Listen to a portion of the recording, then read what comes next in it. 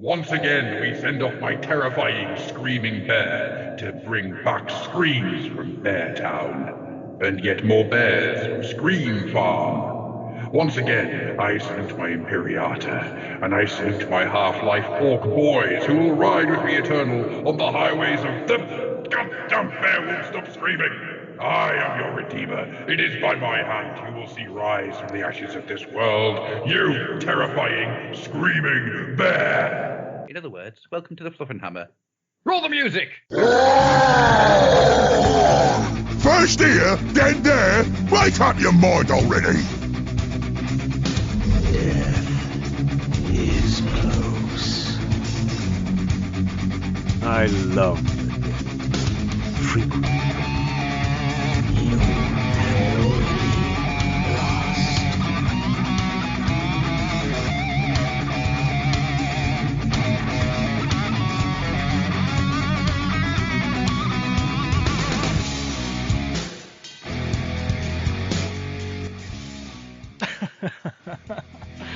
If I'm not going to mention it, but if people can sort of pick up what the references were in that one, I will be so. Actually, I won't be impressed. I'll be a little bit scared.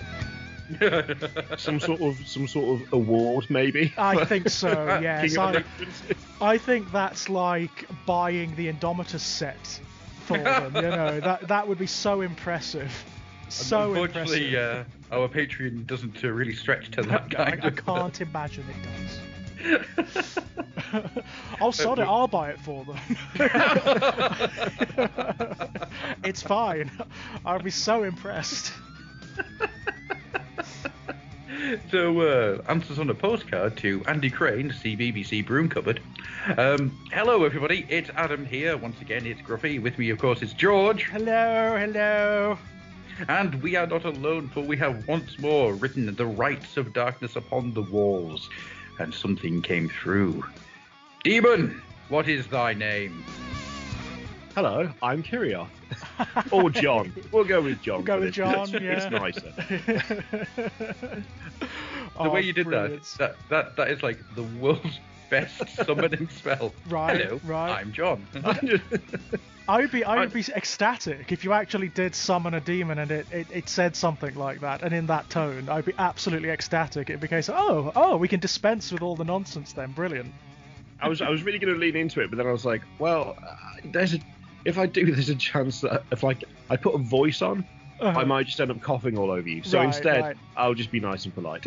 I feel like that's what I'd do anyway if I was in that position and someone did summon me. Like, You're going hey, for more hi, how's it going? the Slaneshi side as opposed to the Nurgle side of things, then, yeah. Yeah, I'm trying to keep the plague father away a bit. You'd be surprised how often he turns up in this podcast. there are quite a few episodes where there's phlegm flying and there's snot dribbling and whatnot.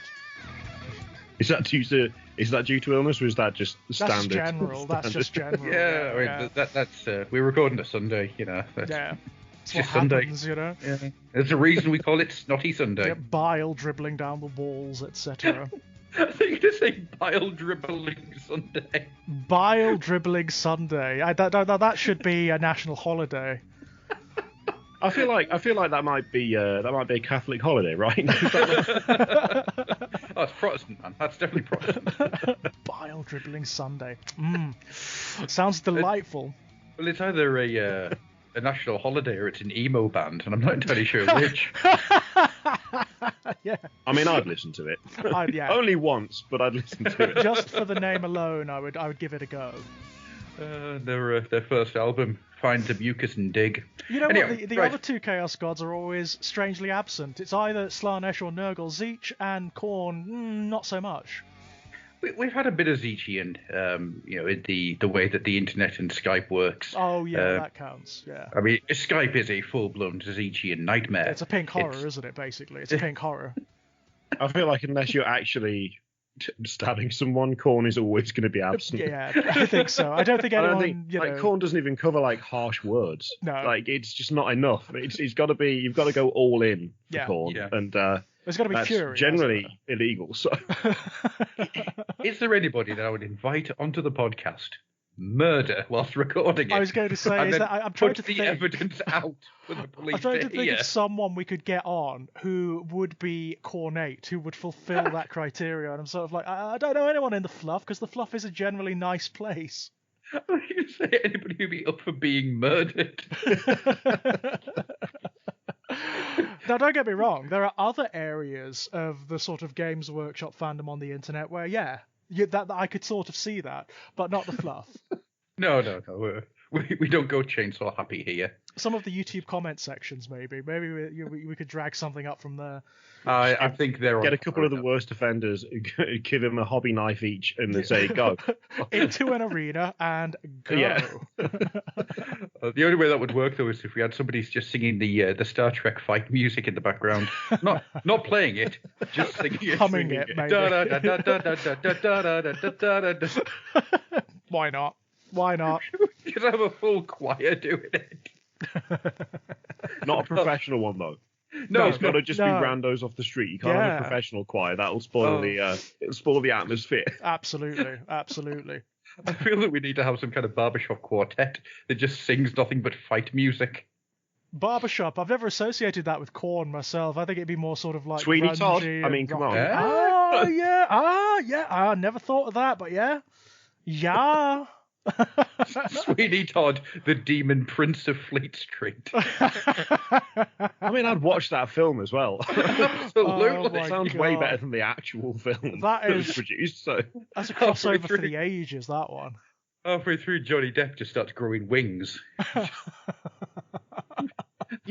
wouldn't put it past him or Tim Burton, definitely. I wouldn't. Yeah, I could see him doing it pretty easily. To be fair, given what Tim Burton did to Alice in Wonderland, I wouldn't be surprised to see that at some point. Oh, that was a weird film. That was. I can't even say that I don't know. I couldn't even say that it was bad. It was just it existed. It was just an odd take. I mean, for me, the big problem was you could sort of feel that they were trying to make it like Harry Potter and the Lord of the Rings, which Alice in Wonderland just Harry isn't. Potter and Lord of the Rings is a weird film as well. Yeah, that would be a weird film.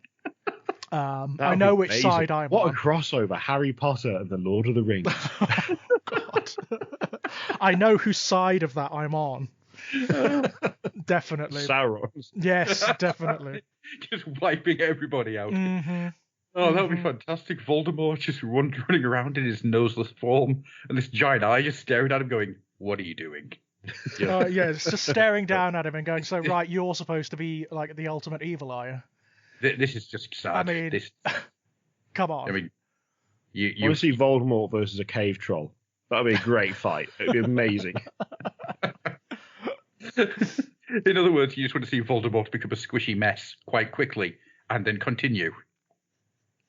That's why it'd be great. I mean, assuming that would he go back into like the whole like reincarnation side of things, or would he just be slithering around as a mess? Like a mess of muck. Either would be great. He was never reincarnated. That was just a lie that he told everyone because he lost his nose. He lost his nose in a "I've got your nose" competition with a baby. That's all it was. Did you just like condense the entire mythology of Harry Potter down to that paragraph? Yep. Brilliant. Absolute brilliance. That is how I see Harry Potter. Lord Voldemort found a baby, decided to do I got your nose, lost, and then went into hiding through shame. Fantastic. Absolutely fantastic. The secret shame of Lord Voldemort. Harry Potter and the Dark Wizard's nose. Oh my God! I mean, it may have come out very differently if it turned out one of the Horcruxes was actually Voldemort's fossilized nose. It's just sort of sick. Or the baby. Oh my God! I suppose it was it? Because Potter himself was a Horcrux. I don't know. I never finished the books. No. And No. I couldn't. I seem to remember watching the last film, but none of the others. Right. Right. So all context. It must have been so weird. Well, my wife really wanted to watch it, and I remember I read the first 3 books, and then I was like, "This is getting a bit. I've had enough of this now." They're getting longer, but less. Getting longer, but not in a good way. I was just starting to get a bit bored of it all. And then it's going to sound really harsh. I'm just not a big fan of films where the where the cast are all kids, because generally speaking, kids not great actors. No. And that's not me being harsh to child actors. They're just generally not as good as... They can't all be short round. No, it's absolutely true. And of course, in the Potter films, of course, one of the main actors, Daniel Radcliffe, wasn't an actor at all. No. And to 100% fairness, it kind of shows in those films. Mm-hmm. They're like, I've seen clips of them, but not really watched them at all. But like the difference between him in films as an adult and the things I've seen from like the first few Harry Potter films, it is night and day. It's marked. He's now an incredibly good actor. Yeah, he's done great stuff since. But wow, those Potter films. Ooh, they basically stole a child off the street, shoved him in front of the cameras and went, "You're a wizard, Harry." And he just went, "I'm a what?" I said, "You're a wizard. Now start being one in front of the camera." And then Robbie Coltrane turned up, and I think that's when everything just went a bit weird for him. I'm pretty sure it went weird when like Miriam Margolyes started interacting with the kids. What an experience to have when you're that age. Right. God damn. She's she's again, very good actor, completely mad. Yes. Like I'm assuming intentionally so. Yeah. I don't think she's actually as mad as she is. I think she plays it up heavily. It's a persona, yeah. Dear Lord. Every time I see her on stuff where she's just herself, I'm like, this is exhausting. It's just, I can't even. How do you interact with this person for an extended amount of time? Like, what do you do? What do you say? It's that or do you sort just go, of, I'm uncomfortable, I'm leaving? It's that Brian Blessed effect, isn't it? No, it is, but I feel like she's even worse than him. No, she plays it up. Blessed is that mad. Blessed actually is that person, yeah. I've told you the story, haven't I, about Blessed? Your friend who... Yeah. Yes. A friend of mine, he met a lady in a nightclub, shall we say. I won't give any names. Brian Blessed, was it? It would never surprise me. And after an interesting evening, they returned... got up the next morning, he went downstairs, and there's Brian Blessed sitting in a kitchen with a donkey, and he looks at her and just goes, "I hope you serviced her well, boy," and then went back to his paper. Jesus. What? How do you react to that? Right, and like, that's the kind of thing that could sexually traumatize you, isn't it? Absolutely. I think the thing that gets me the most about it all is there's just a donkey in the kitchen. Right. And I don't know which would be more surprising, Brian Blessed or the donkey. Mm-hmm. See, I'd say Brian Blessed. I'd say Brian Blessed, actually... yeah. Just sat there in full Hawkman outfit. Sitting on the donkey. Yeah. Brilliant. Tells the donkey to fly. By the way, guys, this is a Games Workshop podcast. Just in case, just in case you think you've tuned into the wrong thing. Are you implying that because there was absolutely no talk of anything Games Workshop related by the 13-minute mark that people might not know? To be 100% fair, I actually did do a podcast recently with a friend about Flash Gordon, and we actually didn't start talking about Flash Gordon until an hour and a half in. That is impressive. It's pretty good, isn't it? It's pretty good. The Joker as well. Yeah. I remember listening to your show about the Joker, and I got to about 45 minutes, and I thought I was listening to the wrong show. Well, that's just, again, it's a brand. That's my story. That's my justification, and I'm sticking to it. Very reminiscent of a podcast that I listened to from one of the 8 bajillion podcasts that Rooster Teeth makes, Face Jam, where they're supposed to try limited edition fast food items. Right. If you get to the 40-minute mark and they've started talking about the food they've eaten, then that means it's a fast episode.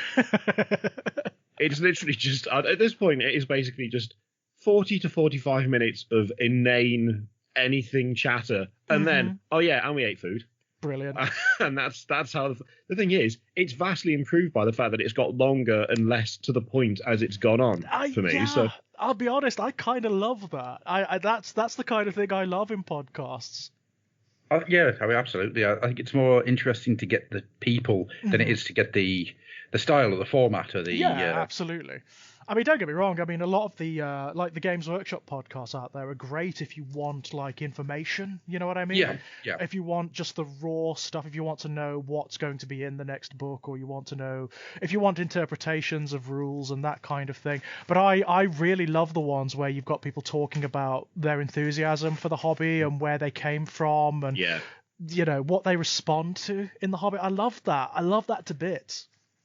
I mean, my favourite podcast at the moment, because that it actually does change every couple of months, but it's the Glass Cannon podcast, especially throughout the entire quarantine, because they've been playing Delta Green, which has been equal parts hilarious and horrifying. But trying to make Dark Side of the Moon sexy, it's going to be one of those things that sticks in my brain for the rest of my life.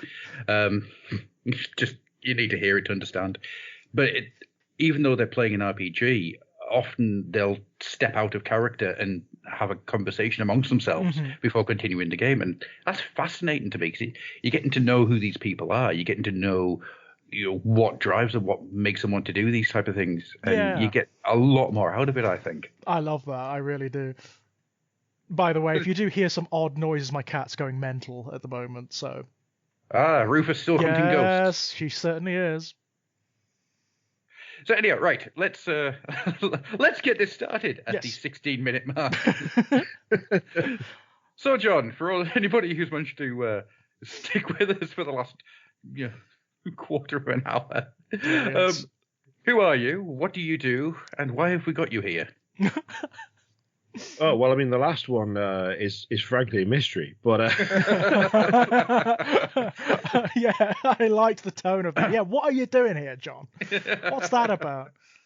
I mostly just make videos on YouTube about anything. Well, I was going to say 40k, but it is pretty much anything Games Workshop at this point. It's mostly model-based because I am, as many of us are, addicted to the new shinies. Yes. No matter where they come from or what shape they're in, I'm all about the new shinies, and that tends to be where most of my videos revolve around. But there's also a good healthy portion of looking at pretty much any rule that Games Workshop does and deciding basically whether I feel like it's the right rule for the faction, which is not from a power perspective, but I'm a bit of a stickler for fluffy. Yes, does it make sense? Flavor. Fluffy and flavor they are like the entire basis of every army I build and every project I do. So whenever it comes to big codex updates or things like the Psychic Awakening series, the thing that I find genuinely interesting is how they reflavor and rework stuff from different factions to make it make sense for the current faction. Yeah. Because there's only so many stratagems you can have, and there's only so many rules you can write before it starts to become a bloated mess, and you end up with things that are needlessly convoluted to do similar things than you've already done, but in a way that makes sense for, say, Dark Eldar and Raven Guard. Yeah. It's things like how they kind of twist abilities and rule sets to fit different factions and make them feel appropriate for them that I find super interesting about stuff like that. Yeah, it's fascinating, isn't it? Because you often have like overlap between certain armies. Like a really good example would be the Alpha Legion and the Raven Guard. In terms of tactics, in terms of modus operandi, very, very, very, very similar. So if you look at the stratagems for those two armies, they have a lot that are worded very similarly. Some of them are exactly the same. It's the same with the Iron Warriors and the Imperial Fists. Yeah. So it's those little things that distinguish them from one another that I find interesting. It's like the wrapping around the rules is what makes them is to me what makes them like good or bad in the context of like a more narrative force and like the narrative way of playing. Absolutely. I'm not a tournament person in any way. No. I'm super not in. I'm just not competitive. Not normie. I don't think I've ever gone into a game thinking I've got to win this. I go in thinking this is going to be fun. Yeah. Let's see what happens. What's going to happen? That's the fun, isn't it? You know, what encounters are going to happen here? I have made outright terrible decisions on the tabletop purely because it is either funny or it has a fun like narrative flavor to it. There was when I had like my Dreadnought army was approaching, I think it was 2,500 points. Wow. It's 4,000 points now, so it's brilliant.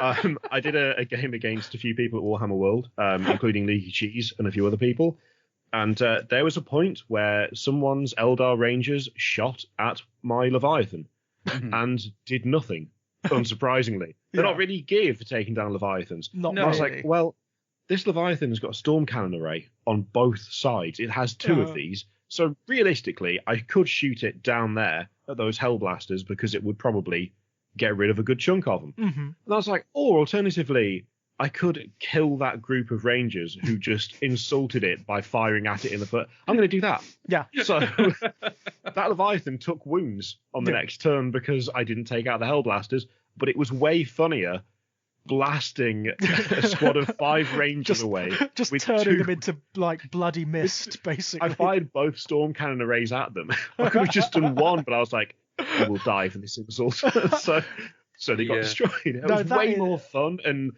it was like it was more of a fun moment for like the entire table. Yeah. Because instead of being like, okay, well, tactically, I just went, I'm not having that. That is an insult. How dare you? Like narratively, this is how it would work. Yeah, and not only that, but the outcome is fun as well, isn't it? So imagine if one of them had survived, like the Fusillade. Imagine if one of the Rangers had survived. It would have been so interesting. It would have been so much fun. It would have been good if one of them had. But funnily enough, none of them did. But it did mean that the Hellblasters who were on the floor below them, who I probably really should have shot at, essentially we said that the Rangers fired, they got shot back, and the next thing the Hellblasters knew, they were having trouble aiming because they were covered in Ranger gore as it leaked down from the floor above. As the air took on a certain jam-like quality. Yeah. Ew. I'm not talking about Seedless either. Oh, God. Wasn't the grossness of this episode? You know, we've talked about Nurgle bile and whatnot. Now we're talking about pulped Rangers and. Oh yes, Pulped Ranger Tuesday. My favourite way of making pancakes. Delicious. But I mean, I'm in total agreement as well. I mean, don't get me wrong. I know lots of people who do play the tournament side of things, who play the more competitive side of things, and they're really into it. They really enjoy it. There's the whole sort of like min-maxing culture where they look at little naughty tricks you can play with army lists and things that probably weren't deliberate in terms of design, but they're just stuff you can do. And I kind of find that fascinating. I really do. But it's not for me. It's definitely not for me.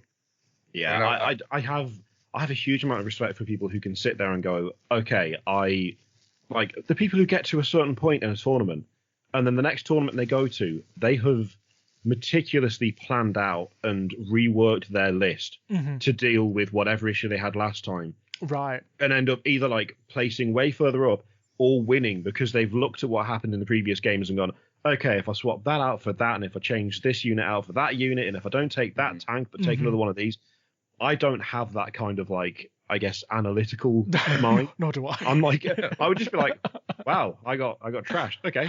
Yeah. And that would be it. I wouldn't really go any further than that. Right. So the people who are able to sit down and properly work out like incredibly efficient lists, like I have a huge respect for it, but it's just never grabbed me as part of the just as part of the tabletop experience. I've always much preferred building lists that are either fluffy to the the chapter or Legion or Cabal or whatever that you've chosen, or taking a look at the options and going, well, okay, what could I make that incorporates, I don't know, 3 Land Raiders? Yes. What chapter would field 3 Land Raiders? Is there one that currently exists, or could I make one? And if I did make one, what would be the background for them? How would they decorate them? How would they do things like trophies? Like it's all that side of things. It's more finding a theme and building an army around it, or having an idea for a daft army and then building a background to fit it, that I find like just more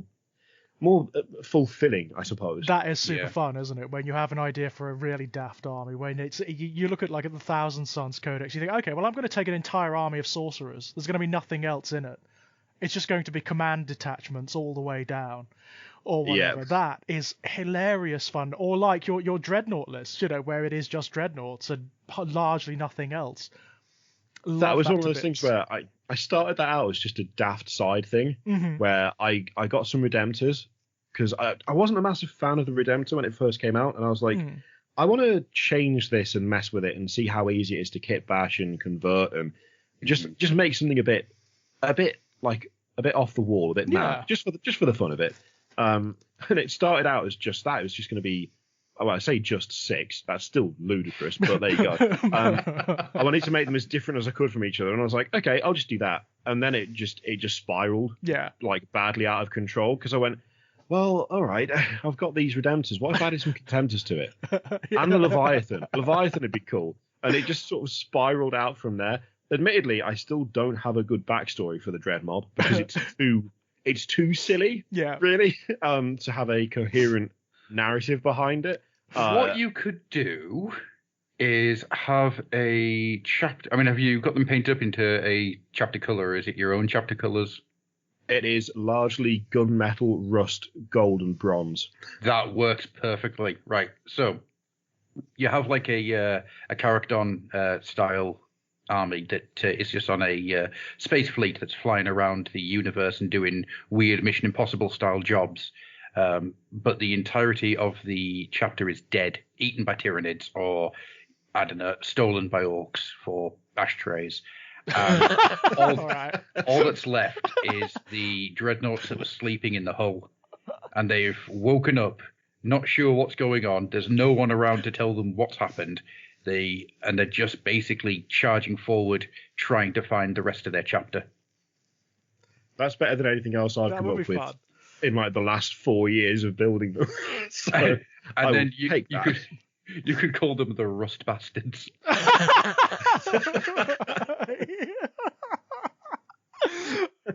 That's a great. Oh man, that's a great name for a Space Marine chapter. I've got to say, I love it. The Holy Rust Bastards. There you go. Love it to bits. I almost want to do like the Chaos equivalent where it's all Hell Brutes. I mean, how would that even work? Where they're all absolutely insane demon engines.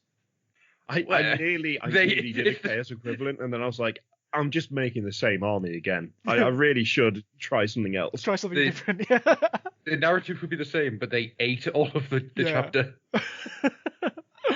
Because I've got to admit, when they reimagined, way back when they were just Chaos Dreadnoughts, they were just Chaos Dreadnoughts, and they were fine. I liked them a lot. The big old boxy Dreadnoughts from Second Ed, they were great fun. But when they reimagined I still have one. them, I've still got a lead one somewhere. God knows how, with the old Power Scourge that used to come out like a claw. Oh yeah, I still have that somewhere. Oh my god! In fact, it might be on the. Yeah, it is. He's still got it. He's still got it on him. Jeez.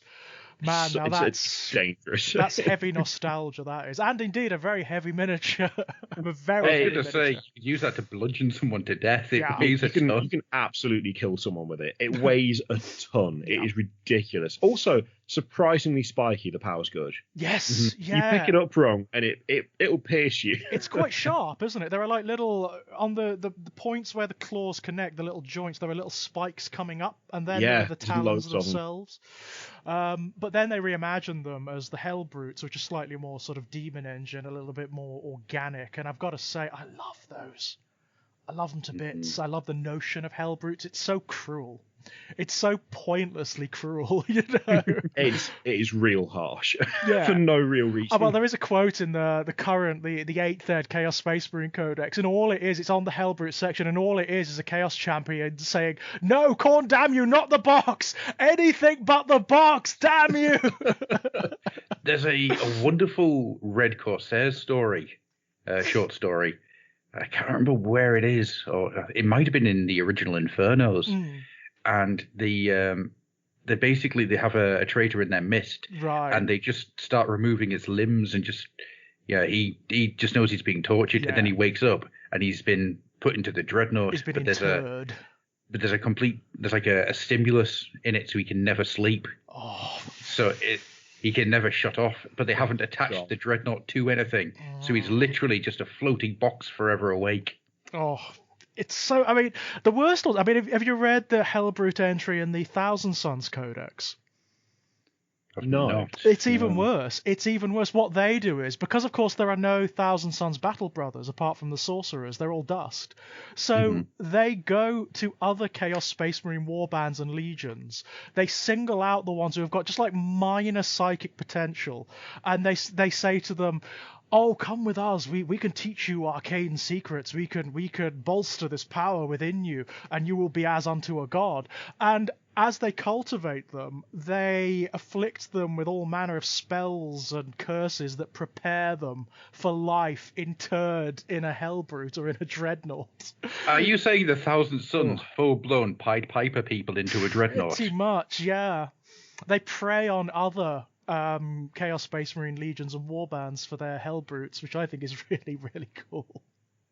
That's awesome and horrible. It is. It's great. Absolutely brilliant. That should be the tagline for 40k, really. Yeah. Awesome and horrible. Horrible. Yeah. The Red Corsairs one reminds me of fairly recent film on Netflix, which I don't know whether there needs to be like a spoiler alert thing. It's called The Old Guard. I don't know if you guys have watched that yet. I don't know that one. It's on my list, but I've not got around to watching it yet.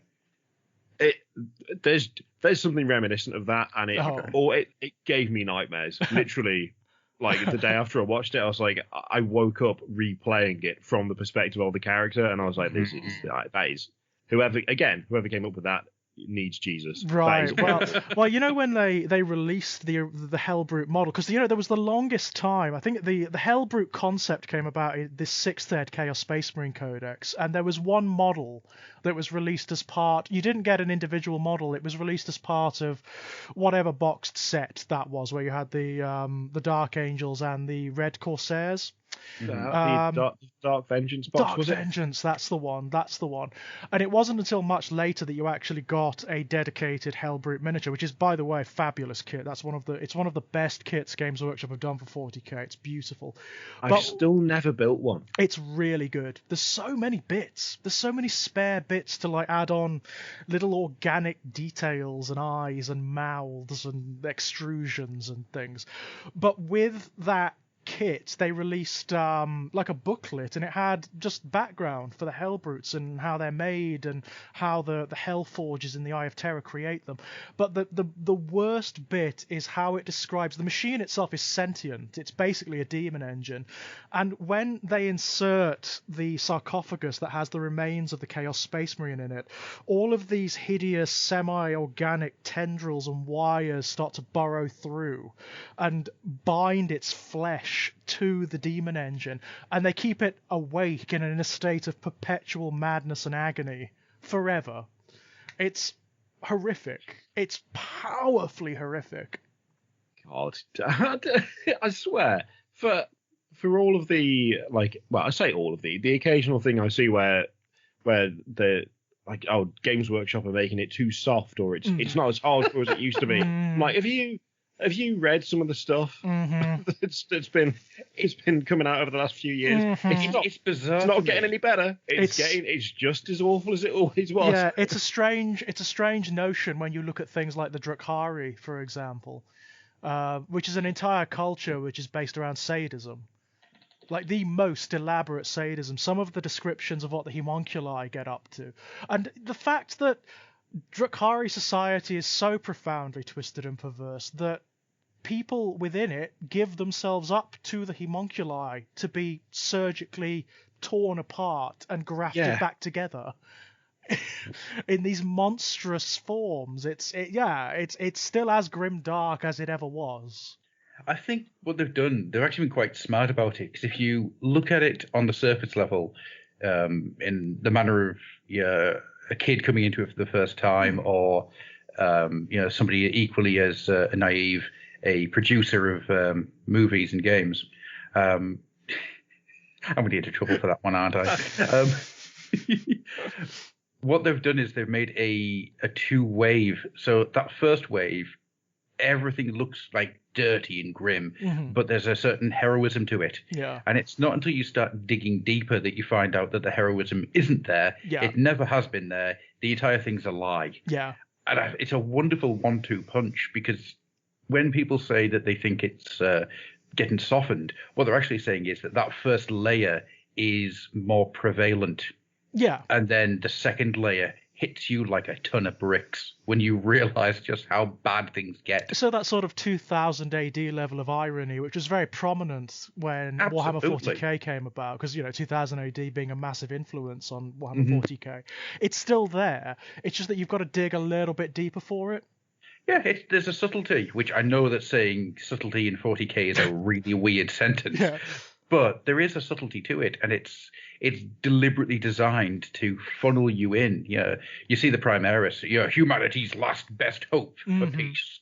And I like these guys, and these guys are Viking wolf space marines. I'll play these. Mummy, can I have these for Christmas? Oh my God, they actually turn into wolves. And then you find out that they're actually like the worst of the superpowered worst space Nazis. Yeah.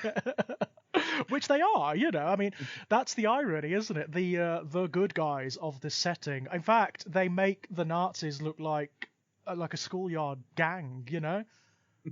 They literally murder entire planets, civilizations. We detected a bit of chaos worship in this one small village on this one island on the other side of the world. Nuke it all. All of humanity. Okay, chill out. Yeah. This Inquisitor just runs and headbutts the Exterminator's button. My time is now. I want an animation. You know how they did in the last stream where you had Call pressing the Primaris button? The hell I can't. Yeah. I want one of an Inquisitor pressing the Exterminator's button. I love that they put that in there. I love that. That was so good. It was so good. I was like, yes. What did he say? The hell I can't. The hell I can't. It's like you can't solve the Imperial's problems by just making more Primaris. The hell I can't. Button.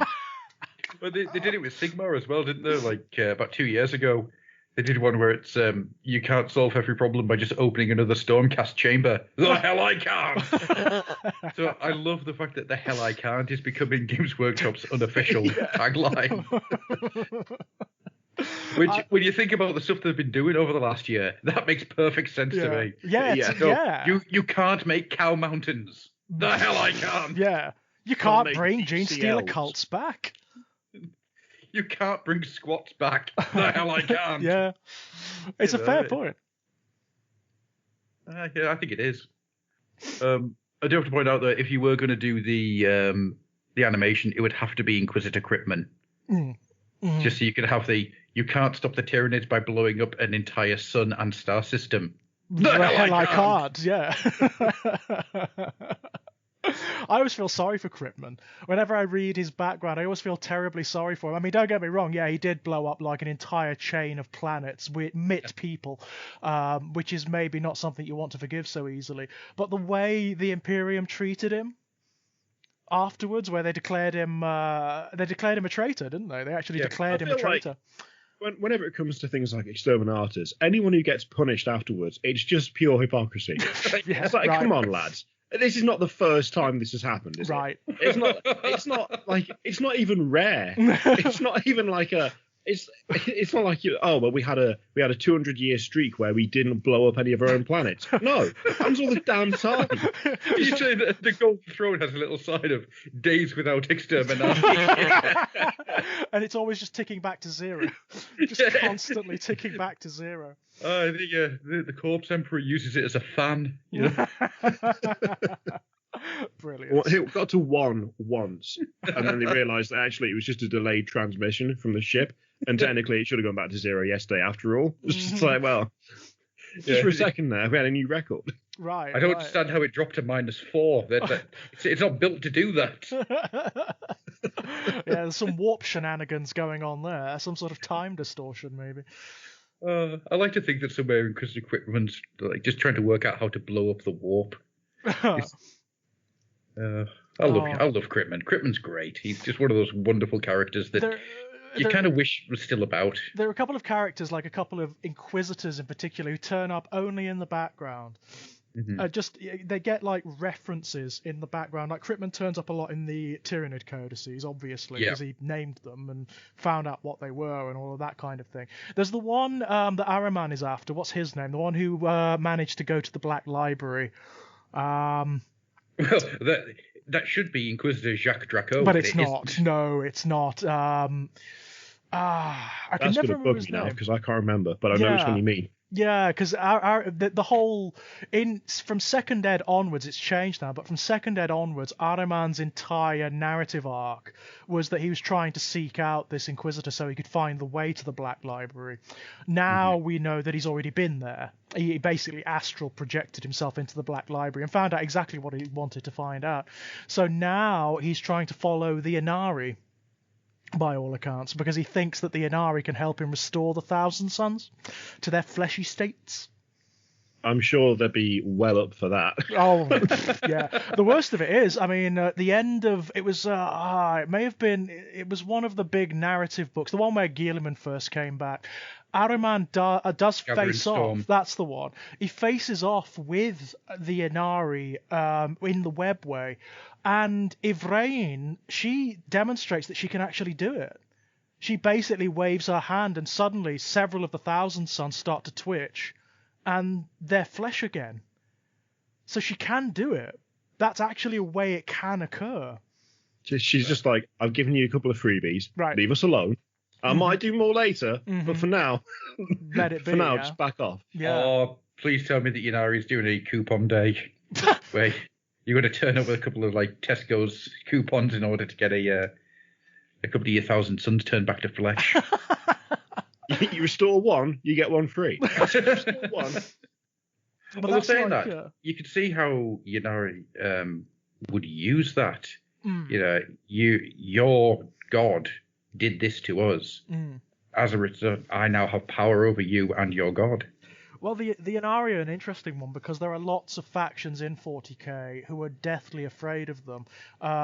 Entities that haven't been afraid of anything for eons, like the Homunculi, for example. The Homunculi are as immortal as it's possible to be in the 40k universe. They literally cannot die. You destroy their bodies, their souls just wing back to Comera, and they're just restored into another body. So it's like, who cares? There are even Homunculi like Yuri and Rakoth who collect deaths. Yeah.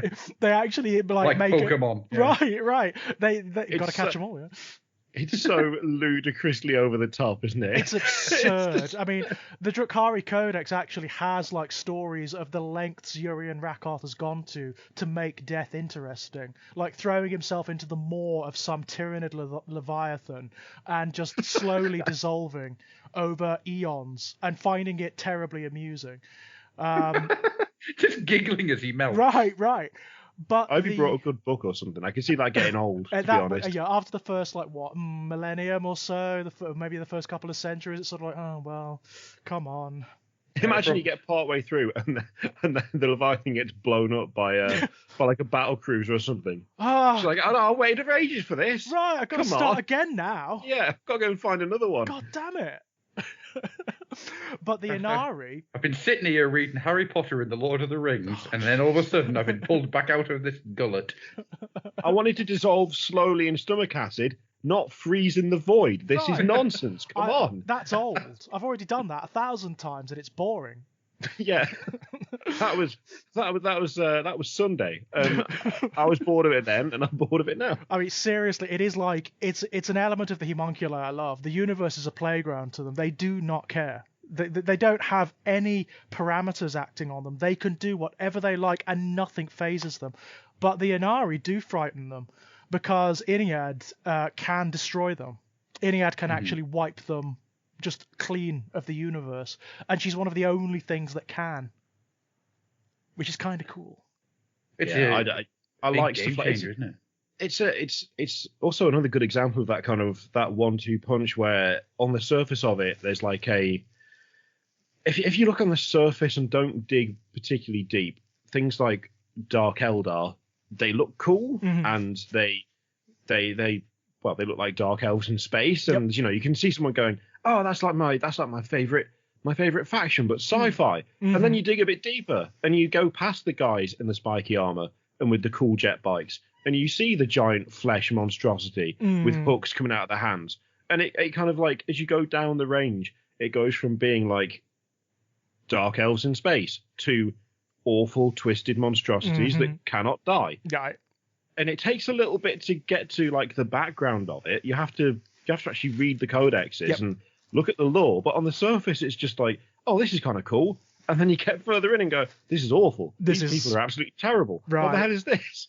It's the same thing with like it's one of the things I like about Necrons as well. Yes. When I started playing in third, I started playing just before the Necrons came out with a codex and plastic range and pariahs. And when they were the new army, Yeah, when they were the new army. And on the surface of it, it was basically just, it's like the Terminator. They're like robot skeletons. Yeah. And then you read through the codex, and at the time, enslaved to gods that eat stars, and waged a war against, another race, and were in stasis for millennia. Right, and and not robots. Despite what they look like, they're actually not so robots. Much more horrific. Yeah, it's like you just look at them and go, oh, robot skeletons, and then find out, oh, these were flesh and blood people. They were horrendously betrayed. They are now soulless automatons that just mercilessly kill everything in their way. Right. It kind of goes from, oh, this is cool, to, oh, this is terrible. And the worst This of is it, awful. can still just, like, in a very vague, dreamlike way, just remember who and what they used to be. And that's the worst of it. That's, for me, that existential thing they've got going on. I love that. Where it's very cosmic horror. And that's the thing I liked so much about them. Like, on the surface level was like, kind of, it was superficial like of robot skeletons, and then the more I dug into it, the more I just fell in love with that aspect of them. Admittedly, even at the time, certain things were a bit off. Yep. Like actually having the Nightbringer, the guy on the battlefield. It's like, why do we get to bring a god? A god. That seems a bit. That seems a bit. What is this decision? An actual star god, yeah. Of course, they played that down later, didn't they? They made them the shards of the star Which gods. I have to admit, I think makes way more sense. Yeah, totally. It makes absolutely way more makes sense. way more sense. If you're going to bring a star-eating god onto the battlefield, you win.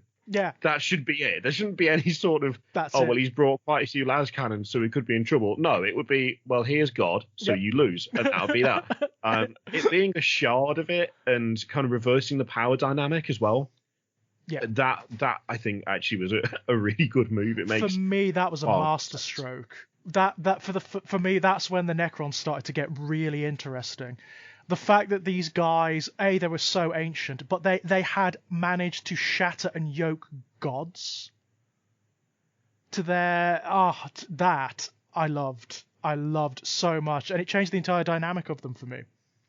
Yeah, the Egyptian stuff I wasn't massively bothered. Like I didn't like all that much. Yeah. But the shift in narrative was, I think, needed to make them a bit more interesting. I've just noticed as well that Adam's dropped. I think we've lost Adam there. Yeah, I think it looks like his internet has maybe dropped out. It's fine. He'll turn up. I'm sure he'll turn up somewhere.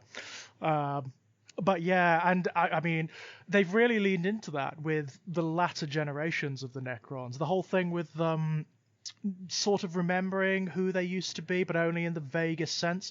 You've got gradations of that now. So you've got the notion that the bog standard Necron warriors, their bodies and the engrams that are programmed into them aren't quite as sophisticated as like the cryptex or the upper echelons of what used to be Necron society. So the ones with the less sophisticated body forms remember less and are less coherent than the rulers and the lords and the princes of this society. I love that. Love it to bits. Yeah, they've done. I think they've done a lot to kind of almost unify it a bit more with how they were originally. Yeah, they've retained a lot of the things that made Necrons different from just say Tyranids, which that's one of the things that I don't know how many times I've said it at this point, but you don't necessarily need two races that revolve around a incomprehensible horror that's just going to kill everything. That's one is enough. And although although the Necrons are obviously very different in form, the kind of the very basic concept was not that dissimilar in a way. It was sort of wipe everything out, wasn't it? Yeah, we don't know why these guys have turned up, but we do know that we're all going to die, and that's it. And it's like you kind of need something a bit more to distinguish between the two. Yeah, because ultimately the threat is the same, isn't it? The dynamic is the same. If it's just wholesale destruction, then that's exactly what the Tyranids are going to sweep the universe clean. The Necrons are going to sweep the universe clean. It's kind of like, that's the same intention ultimately. Now it's slightly different. Now they're not enslaved to the Star Gods anymore. They've got their own intentions. They've got their own agendas. That was also a problem way back when the first Codex was released. There was no real individuality in the Necrons. They couldn't, even if you had like a Necron Lord and a Cryptek and all those guys, they didn't really have characters because they were all enslaved to the Star Gods. That was it. That was it. They were just the automata of the Star Gods, and there was nothing else. Now, because the dynamic is flipped over, and you've got all of these different Necron dynasties running around. You've got, I think that may be Adam actually. PC decided to reboot. Apologies. No problem. It's a little Zeechan gremlin. For the win. Zeechan gremlin happens all the time. It's fine. But because it's flipped over now with the Necrons, you can do what you like with them. You can tailor. You can either go with one of the prescribed dynasties, of which there are many, all of whom have their own distinct characters and interests and agendas, or you can make one up of your own and go with that. And not only that, you've got the subcults within the Necrons now. So you've got the Destroyers, you've got the Flayed Ones, all of whom have their own different ideologies and agendas. I kind of love that. Yeah, it does a lot to give them not just their own flavor, but it also allows things like expansion. Because I feel like before, when it's just a case of these are the slaves of the Star Gods, and they're, you've got essentially just robot skeletons wandering around who used to be people but aren't really. There's not much you can do to customize that and to make it your own and to expand out on it. And if every single goal they have is kill everything, you lose any sort of subtlety or nuance or ability for a progression of story. Yeah. Because if there's only one story and the story is everything dies, you can't do anything because they either win or they lose. That's it. And that's it. Yep. And that's not fun, and it's not interesting, and it gets old dull, real quick. It's kind of dull. And like you said, you've already got that. You've got that with the Tyranids. They are a unified species, even though there are different hive fleets and whatnot. Their agendas are always the same. It's to consume the biomass. That's it. And the thing as well is that it's the Necron version of it is less interesting because the Tyranids need to do it to survive. Right. For them, it's a matter of survival. It's not just like wanton destruction for the sake of destruction. It's the consumption of biomass, which means that race can continue to live and evolve. With Necrons, With Necrons, it's just they don't like living stuff. That's they're dead incarnate. They just kill stuff. Yeah, that's and changed half the massively. time they reanimate anyway. So it's not even a survival of the species thing because so many instances in the lore of finding tombs where warriors are being repaired and discovering that there's vast numbers of these things and that barely a dent has been put into the sleeping population of Necrons. So it's not a case of survival. No. It's not a case of a drive to evolve or consume. It is essentially just old men wake up angry, go back to sleep. Get off my lawn, you pesky kids. It's just not that interesting, really. Yeah, I never thought of it like that before, but now I do have an image of a Necron Lord with a walking stick just shouting at like the pesky humans and Eldari that are on their vast plains, get off my lawn. It is essentially that. And the thing is, what I like about what they've done with later iterations of the Necrons is they've introduced all of these wonderful subtleties. So they have the classic 40k xenophobia, which practically every race, barring the Tau, has, which even is the Tau, even the Tau, super suspect. Yeah. Oh God, yeah. Their expansionist idea, yeah, very much so, very much so.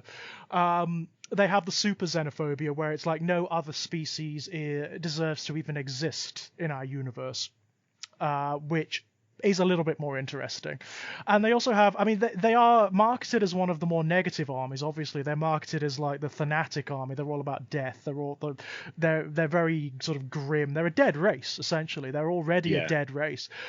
But at the same time, they now have an expansionist thing, especially with the return of Zarek. You know? They are literally a dead species, but they have a hope of revival, which is super interesting. Yeah. It makes me wonder, like, with characters like Zarek returning, and you've got other characters as well, like Illumino Zeras, Illumino Zeras, the Cryptek who basically created biotransference that fathered the entire race, yeah? Yeah. I mean, where's he going? The way I read that character, he's very like Fabius Bile, so he has like an almost utopian ideology, it's a dark utopian ideology, but he's looking forward to what the race might become, when all the pesky kids have been eliminated from the lawn and they can start like building on it again, yeah? There's a lot, funnily enough, Adam and I have discussed this before, but a lot of the more negative races, or the races that are marketed as more negative, have these characters in them that, they're very dark in the sense that they're often quite sadistic, they wage wars, they murder people, etc., etc.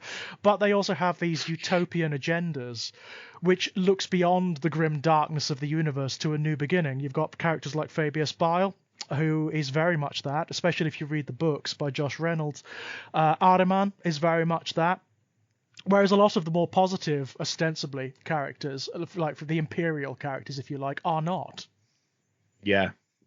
I will say as well, the other thing that I think makes a huge difference for Necrons now with the shift towards Zarek coming back and the push towards essentially attempting to rebuild the Necrons into mortal forms as opposed to being the shells they're currently in, is that opens up so much in the way of either people putting their own interpretation on that or rejecting it, because it introduces almost like a central morality from the kind of designated ruler of the entire race. Yeah. He wants to do this thing, which now means that you have this entire other perspective with which to build your Necron force around. Right. I mean, that's what I've done. My Necron force that is being built out of it's 2 Indomitus Necron halves. I didn't get the Space Marine halves, I just got the Necron halves, splitting the peak. Their entire thing is I have a proxy for the Silent King because I wanted to make a 8-legged monstrosity out of 2 reanimators and a Scorpec Lord, which is exactly what I did. But he's going to be counts as the Silent King on the tabletop. Right. But as the leader of his dynasty, he does not prescribe to that at all. He does not think that the Necron should return to being mortal. He doesn't want to be transferred back into flesh and blood.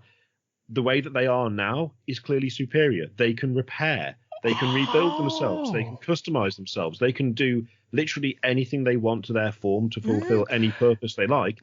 Why would they go back? He's kind of got a point, hasn't he? He does kind of have a point. Yeah, so he regards them as being superior in their current state. I kind of love that.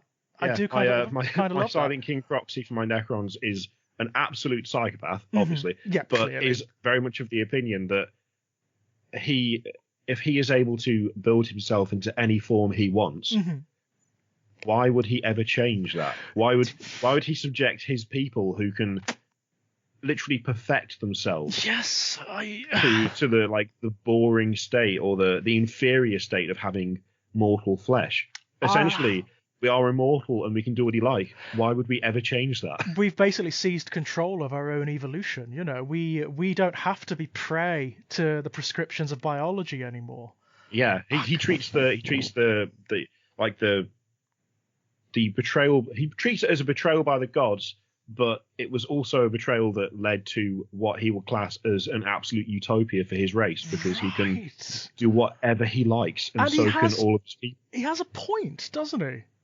He does have a point, and I kind of love that. The fact that the destroyers now there are 3 different destroyer cults that we know of. No, is it 4? Is it 3 or is it 4? Because there's the Scorpec, there's the Locust, there's the Ophidian, and then there's the other one with the 6 guns. I forget the name of it. That we've just discovered. Yeah. Like we have examples of 3 different subsets of the Destroyer cult where they have literally tailored their bodies and their entire existence to doing what they want to do. Right. So the notion that they would ever want to return to any other state is absurd, isn't it? Yeah, why would you? You can literally just go, well, I want to be a trans-dimensional 6-armed gunslinger. Yeah, that's what I want to be able to kill things instantly with no issues, being able to jump from one reality to the other. And you can do that. I mean, given the way the Destroyer cult in particular regards life, I'd imagine to them the very notion would be almost blasphemous. That's one of the things that I've kind of introduced with that kind of leader of my Necron army, is the idea that a considerable portion of his thinking might be influenced by the fact that he has I can't remember what's the specific name for it, like the Destroyer virus or whatever, the thing that causes them to want to do what they do. Same thing with the Flayed. It is essentially a virus, isn't it? They call it not the Destroyer plague. That's what created the Death Guard. It's something like what it's called. It's exactly, something like that. It's something similar to that. I like the idea that a leader in that kind of position with that amount of power could have that exact issue where they are falling prey to that kind of either Flayed one or Destroyer virus, but are retaining enough personality and strength of will to keep their mind, keep their opinions and their level of command, but have it slightly affect the way they think, so that instead of it being a case of, just losing it and just going all out, I want to kill everything I see, instead it becomes a case of it's influencing them to think to themselves, why would I ever want to be anything other than whatever I want to be? Right, so they're not defined by the prescriptions of the virus or the imperfection, whatever the hell it is, like the Destroyers are traditionally marketed.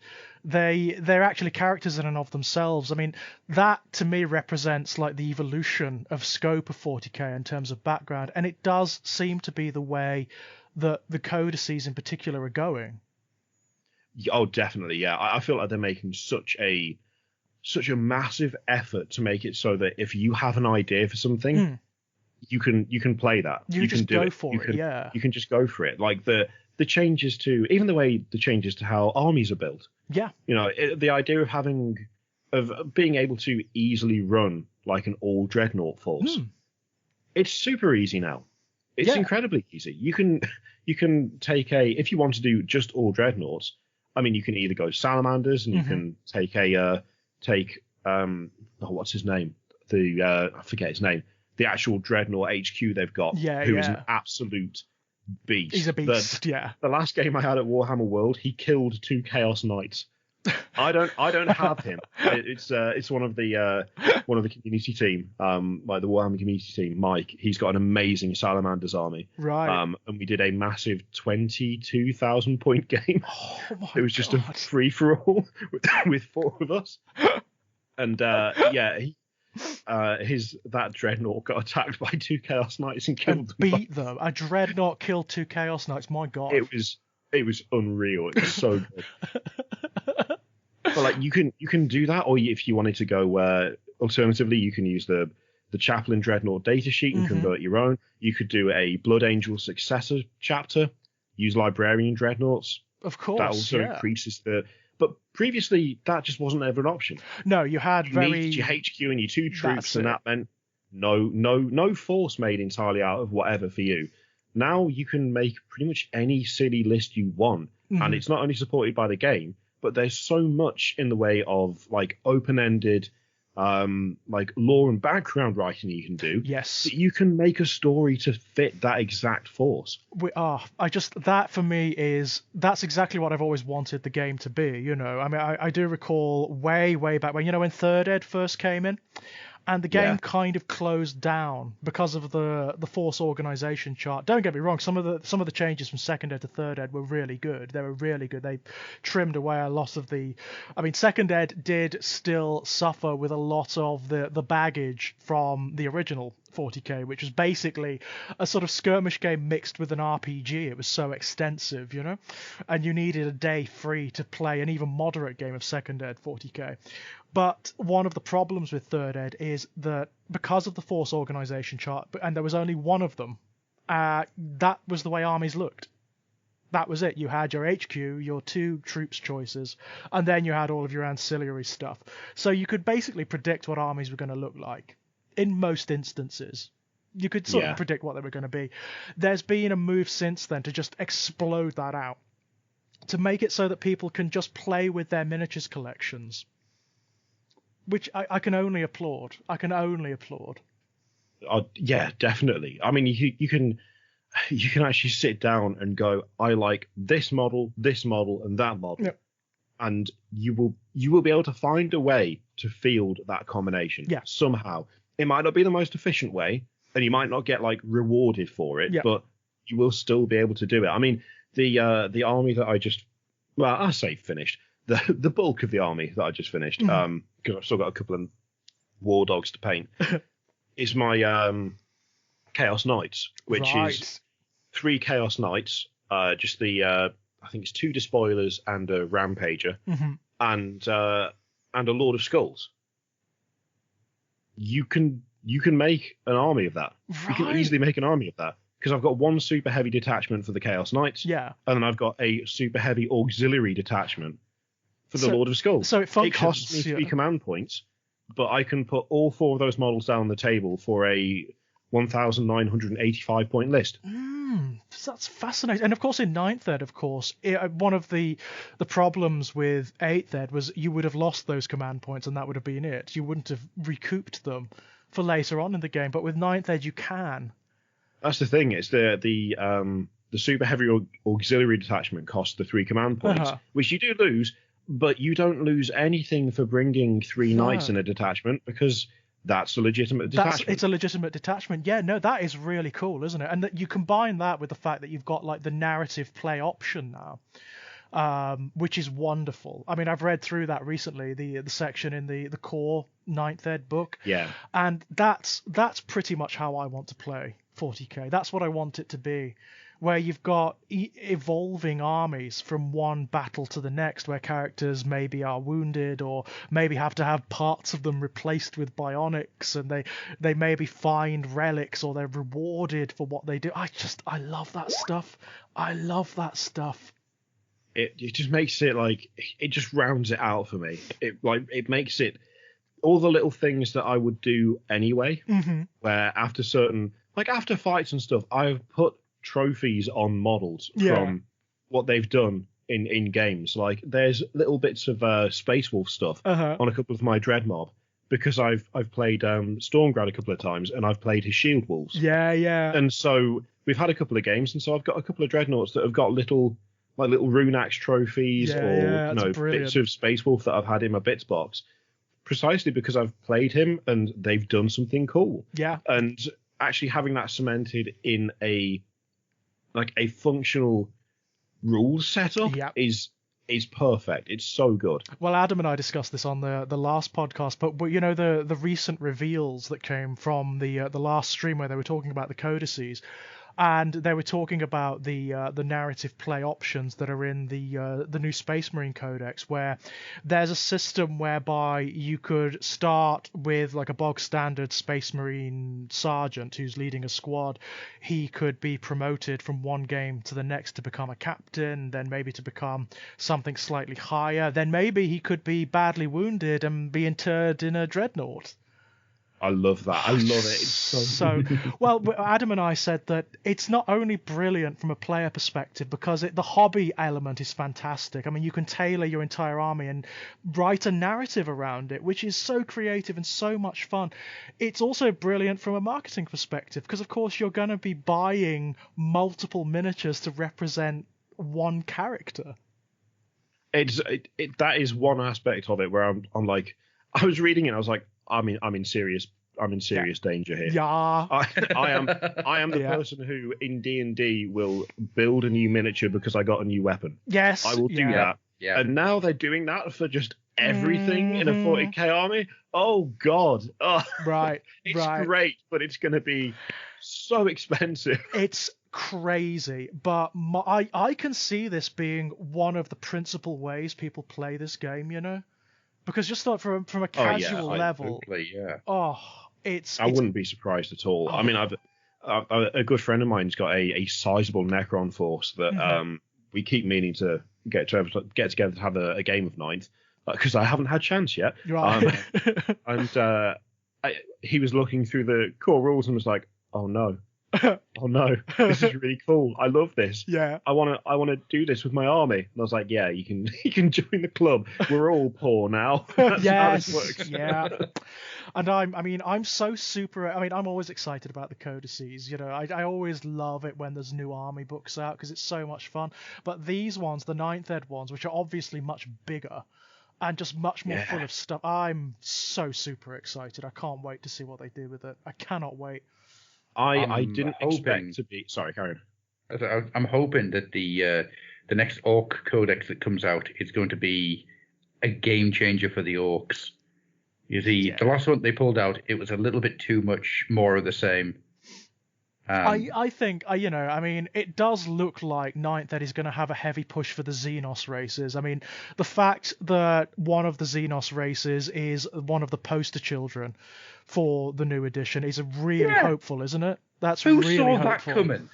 Who saw that coming, that the Necrons are going to be on the advertisements everywhere? And what they've done with them. I mean, I'm shocked at how much they've reinvented the Necrons, like in terms of their aesthetics, their status in the universe, the way they work.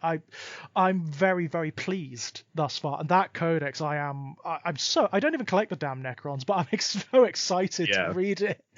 And they didn't just bring back the proper flayed ones. This is a big thing for me. I love the flayed ones. I love the original flayed ones. I had so many of them. They were an absolute pain to put together. Yeah. They fell apart at the drop of a hat. Yep. But I loved them because they were absolutely perfect for what they are. The resin ones that we've had for so long now.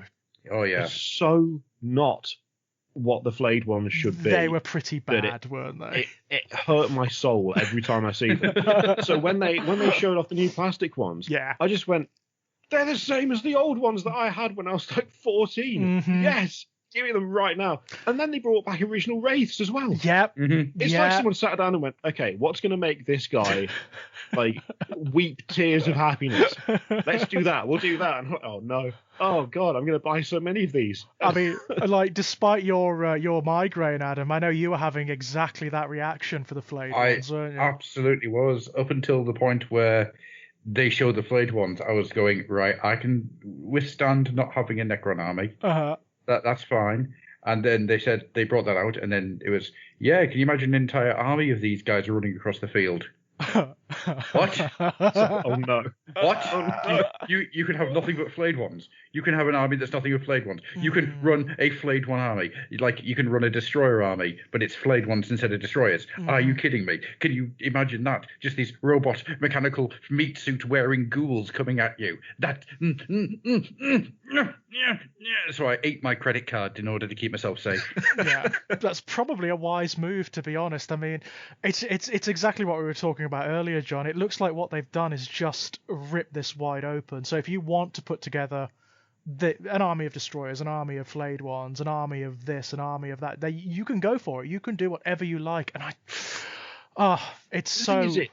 It makes sense not just from like a kind of narrative perspective of letting players do whatever they want to, make them more invested in the armies they build. Yep. It also makes a vast amount of sense for Games Workshop because now when you do have some idiot who's like, I want to run nothing but dreadnoughts, you can. Yeah. Which just means that you have people like me buying 10 Redemptor dreadnoughts. Right, which are big expensive kits. Yeah, absolutely. Yeah. But like the same thing with flayed ones. It's like you can run an army of flayed ones, and then someone will go, oh no, now I own an army of flayed ones. If you couldn't do that, they wouldn't buy that many. That's No, exactly But it. now you can. It's like they've literally gone that there's no excuse for you to not spend all of your money, right? Mhm. And so you just do it because it's possible and playable and feasible. And So they learned something from Age of Sigmar, and it's something which I both applaud and hate them for. And that is a mutability within the army list. Yeah. Because it means that you will buy an army to do this heavy theme. Like, say, you're in Age of Sigmar and you want to do a entire squig army. Just everything on squigs, right? Yeah. That's completely doable. But then, at the same time, they also bring out another one where you could have the Gobblegalooza army, which is a lot of shamans, a lot of things. So now you've got two different armies of the same race. Yeah. yeah, Yeah. yeah. Stinky. There's not enough time in the day, is there? I mean, that's No. a problem I have. Certainly, like, it's taming myself, basically. It's tempering myself and saying, like, look, do you have the time and the resources to sit down and do everything you want to do? No, you don't. And they keep throwing stuff at you, so get some discipline and just do this one thing. Yeah. But talking of the hopefully the orcs getting a decent codex, when theirs comes out, I made the decision yesterday that that's the next army. Right. So yeah. it is entirely because I did a video looking at the Forge World orc stuff, Right. and I was reminded that the Kill Blaster / Kill Burster exists. Yeah. It And does. the thing is, I got burnt. I got burnt a while ago because I wanted a Land Raider Achilles Alpha forever, and I never bought one. And then I finally thought to myself, you know what? I'm going to get it. I want it. I don't know what army I'm going to use it for, but I want one. Went to Forge World, and they were gone. And they've been out of production for like a year. I'd missed them by a long shot. Yeah. Luckily, a viewer had one Right. that they just had never put together and knew they were never going to use. And they were like, you can, I'm happy to sell you mine. So I bought it off them. It's missing a part, which is gutting. But hopefully that can be 3D printed to replace it. Yeah. Or Forge World. I'm enough emailed, then we'll find out. But I was like looking at the orc stuff on Forge World and went, if this disappears and I can't get it, I'm going to be gutted because I've already had that experience once where I wanted this thing, and I was just very lucky that someone who watched happened to have one unbuilt. Yeah. Absolutely. There are not a lot of them out there. The Achilles Alpha. I have never once seen a Kill Burster or Kill Blaster in the flesh. I've never seen. And I was thinking to myself, No. the thing is, I can't justify owning a single Forge World orc model. it's such a waste of money because what is the point? I can't run it with anything. What am I going to do? I'm going to have a game with you. Here's my one orc. Right. It's a super heavy tank. Like, what? I mean, you could do it, which is great, but at the same time, why would you? Why And, would what you? else are Yeah. gonna do? It would be a really weird game for Kill Team, I'll tell you that much. Yeah. How would you justify it? You go back to Rogue Trader, where it's like, oh, this is an orc freebooter. It's a mercenary. Well, I'm more thinking you've got two other teams of like kill teams, and you're orc, and you're like the I don't know, the Cutty Sark of orcs, and you're just flying around, and everyone's trying to bring it down. Oh man. Oh no, you could do it. You could do the haunted tank from the old DC comics. So you're just this tank that appears on battlefield and starts shooting everybody up. It's so silly. And if someone wants to try with that, I would absolutely And do you it. could call it the Hawked tank. Oh. That was Pushing a it stretch. there. That was a stretch. Pushing it there, yeah. But I mean, obviously none of us have got our hands on the codices just yet, but they're incoming, so we're going to see the caliber of them pretty soon. I mean, with regards to like the orcs, it's the same thing. I hope with all of them. I hope that all of them get as much attention as the first two get. I'm pretty sure they will. The only thing that I'm not sure about is whether they'll get the same level of physical releases. Yes. Yeah. I'm sure the codexes will all have they'll need to be of the same standard because we're going into a new edition. There's a massive shake-up in terms of everything, like weapon profiles and stat lines and, you name it, everything is changing. Mm-hmm. And, I mean, changing to become stronger for the vast majority of stuff. So they need to bring everything else in line with the first couple of codexes. Otherwise, there's going to be a horrendous power difference. Yeah. The only thing I'm not sure about is whether we'll see the same scope of like physical releases. I feel like Necrons have had a shed load of stuff because they are the new face. Yep. Yeah. And that's why they've got so many new things. I mean, to be honest, with a lot of it, I just want stuff to be updated so it's of the same standard, of the same quality. Absolutely, yeah. The orc stuff like the boys and oh yeah, they're ancient. I have an orc boy from my orc army I had again in third. Mm-hmm. I had a Speed Freaks force, and it's just the same kit. Yeah. It's exactly the same. There's nothing different about it whatsoever. Still got my lead Fugan the Burning Lance from my Eldar as they were. From Second Ed. Eldar are the whipping child when it comes to things not being updated. Yeah. They are. Yeah. Yeah, they much like Harry Potter and the Lord of the Rings, they just get shoved under the stairs. As we've discussed, Adam, my first 40k army, way back in Second Ed when I was 8, I think, I was younger than that, was an Eldar army, because I got into it just when that original Second Ed Eldar Codex was released. There are so pretty. There are still miniatures from that release cycle that are being used now. Yeah, which is ridiculous because they came in to replace the Rogue Trader miniatures. I mean, my God, that's... Which means some Eldar miniatures have literally had Rogue Trader, second stroke third Ed,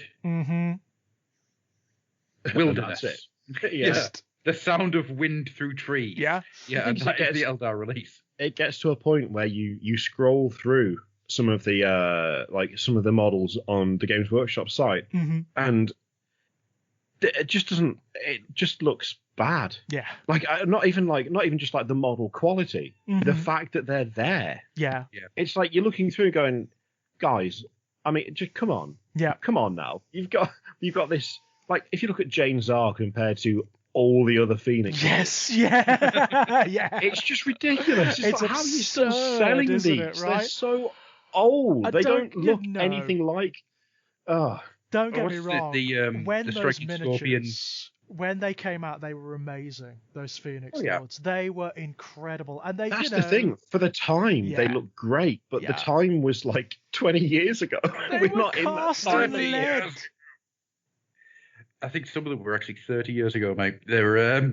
I mean, we're talking 1993 to 1996. Oh God, don't. Some of those models came out when I was 7 years old. Yeah. And it's like, guys, please. If I pay you £20, could you take that sentence back so I never have to hear it? Wow. Oh, sorry, I do apologise. I mean, to be fair, up until very recently, the same was true of Chaos, of course. I mean, the old Abaddon miniature. He got the short end of the stick for a long time. Oh my, well, literally quite, short end of the quite stick. literally, yeah. So many other characters had new, fresh models relatively regularly compared to his. Relatively regularly, yeah. There are some characters that have had like 2 or 3 iterations, whilst he's just sort of like Marnius Calgar, and he's just like, nope, the same lead miniature from Second Ed. I do love the fact that when Reboot Gilliman came out, there was a picture that had him and Reboot standing side by side. Oh, really? And he just looked at it and just went, "You're not a danger to anyone, you little gnome." That's a bad look, isn't it? Whatever way you slice it, that's a bad look. I mean, to be fair, the update is incredible. Oh, absolutely. His growth model-wise is ridiculous. It's so good. It's such a good model. The only thing that gets me about it is the switch on the back for the power claw. Yeah. Just because you can have Abaddon and Abadoth is the best. That's the joke, isn't that? Surely that is the joke, Oh yeah. I'm pretty sure that was like the designer went, that'd be pretty funny. That would be pretty funny. I just love the fact Abaddon needs an attendant now because he can't reach around to switch himself on. It's sort of like, hey, Zaraphiston, hey, just back there, the switch. Just like getting on the Vox. Can someone come and turn my power claw back on? Oh, for God's sake, some sneaky Reaver switched it off. I can't do nothing now. Look, Horus didn't have this problem, all right? It's just brilliance, absolute brilliance. I mean, they've done an amazing job with all the updated Chaos characters. They look good. My personal favorite being Fabius, which, by the way, you called, man. You called. You so did. I mean, I'm not gonna lie, I'm still a bit bitter about that. I was all in on it being like War of the Spider. It's got to be him. Yeah. Who else is it going to be? Yeah. And then everyone went, no. Right. I saw the comments section on your video, and everyone was like, well, it could be this, it could be that. It's like, well, no. I so badly doubted myself. Like, I walked it back the next day. I was like, you know what? You're probably right. I just got excited. And then, like, 2 days later, it was like, here he is. Bunch of... You made me doubt myself. I think I said in the video where he's revealed, I was like, I just want you to know I'm never listening to you guys again. Yeah. I'm just never going to listen to you again. I'll still read the comments, but I'm not taking it on board. I think we'd even discussed it on the Fluff. Like, we did a Fluff episode, and we were like, man, Kirioth called it. He so called it. But yeah, and I'm so glad you did, because that's my favorite of the updated Chaos characters. And the rules he brought with him, where you can have your own, like, the creations of Bile. I love it. It's like Games Workshop went, so you want to kit Bash Primaris into Chaos? Sure. Here's an excuse. Go for it. Knock yourself out. Well, absolutely perfect. 3 weeks worth of work, and you're now able to sell a ton more Primaris stuff. Yeah. Yeah, it's genius when you think about it. Clever. It is really clever. It's a good book as well. Have you read War of the Spider?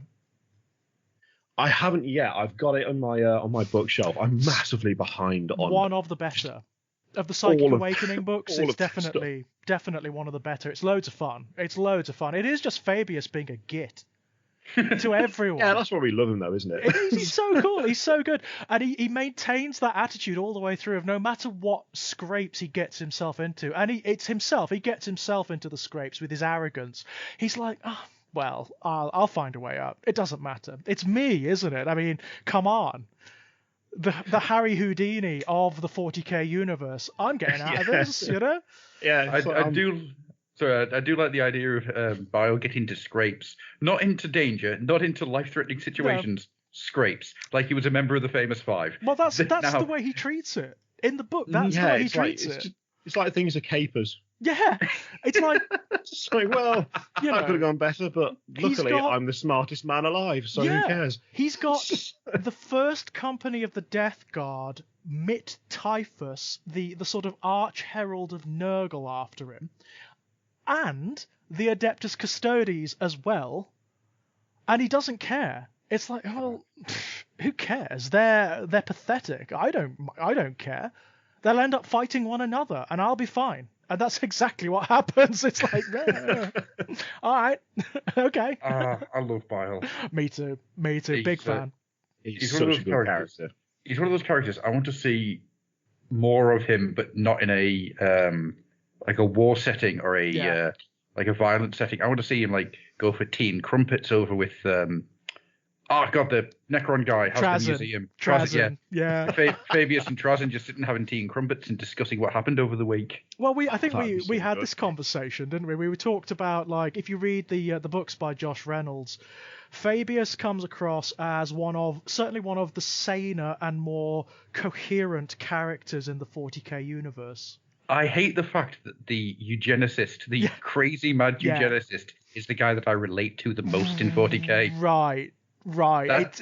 That makes me have questions about myself. Likewise. I mean, like, it is the kind of thing where you're like, well, it tells you a lot about the setting, doesn't it? Yeah. About the nature of the setting, yeah? I think the person I've related to hardest out of anything in the 40k, or like just the universe as a whole, going back into Horus Heresy, is probably, I forget her name. She is one of the like fleet commanders for the White Scars. Right. Because she spends like the entire book just baffled. She's like, what the hell are you doing? What are you doing? What are any of you doing? Why don't you do as I tell you? Just stop faffing around. And then finds out that actually the White Scars are amazing at what they do, and that she just underestimated them. Yeah. Just the air of confusion and frustration, followed by, all right, fine. Fine, you've managed it, whatever. Brilliant. There's a particular moment where she's having like a proper meltdown because the Alpha Legion have showed up. They're blockading the White Scars. The White Scars are just in disarray. Their ships are going all over the place. She has no idea what's happening. She's trying to get everything organized, and the Khan's just like, chill out. Just chill out. Wait for it. And they get to this point where suddenly every ship in the White Scars fleet forms up and goes to full acceleration, punches a hole through the blockade, and just vanishes. And she's just like, oh my god, right. How did you do that? It's like, that's me throughout the entirety of most 40k lore. Just frustration and bafflement. No one's doing what they should. Everyone's being arrogant and daft about it, but then somehow it works out in the end, and only a few thousand people died. It's like, okay. Yeah. You know, when you were a kid and you like have the daydreams of what it'd be like to be dropped into cartoons and films and books and stuff that you're in, right? Yeah, you get dropped into Transformers, and in your child brain, you and Optimus Prime become best of friends. Me and Megatron, man. Well, to be honest with you, it'd be me just riding Grimlock. That'd be my entire ambition, I think. I think that was actually my brain was when I was a kid. Was I just want to ride Slag the Triceratops around, go to the shops. But you think about it now as an adult being dropped into like the 40k universe, and that would be it. You know, the best thing that you could hope for is to die screaming. Yeah. Which isn't a wonderful thing. Also makes it mean that the thing you have the most in common with is probably High Fleet Leviathan. Right. You're going to eat and scream, and that's going to be about it. It's one of the things that gets me when it comes to like particularly some of the more interesting sides of the fan base where there's a lot of like power fantasy stuff going on and kind of projection of self onto certain elements of the universe. Always seem to forget that Space Marines incredibly rare. Yeah. Most people who live in the Imperium, like, if they've heard of them, think they're a myth. They're like mythic. They've never ever seen them. Yeah, they're angels from the stars. Yeah, they may as well not exist to the vast majority of people in the Imperium. The chances of getting dropped in the universe as Marnie as Calgar are pretty slim compared to being dropped into some poor git who spends his entire day cleaning out the waste pipes for the 30 years of life that he gets before the radiation kills him. Yeah, it's like it's not a good universe to fantasize about, because you're not going to get to the position of being a heroic Space Marine. You're most likely just going to be some idiot on like some sort of mutant pig farm, and then you get trampled to death by one of them, and that's it. That's your whole lot. That's what you get, or you maybe turn into a servitor. Yeah, exactly. Yeah, you become lobotomized and mutilated. Yeah, that's the likelihood, isn't it? You're just eaten by some kind of giant pig-sized rat as you lie bleeding because it ran away with your legs. Oh, you end up in Necromunda, yeah. That'd be fun.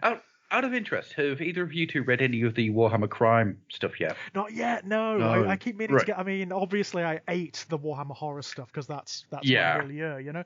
I actually know some of the writers from it, you know, because they operate in the same circles, and I loved Warhammer Horror. I've got to say, and I really do want to pick up the Warhammer Crime stuff.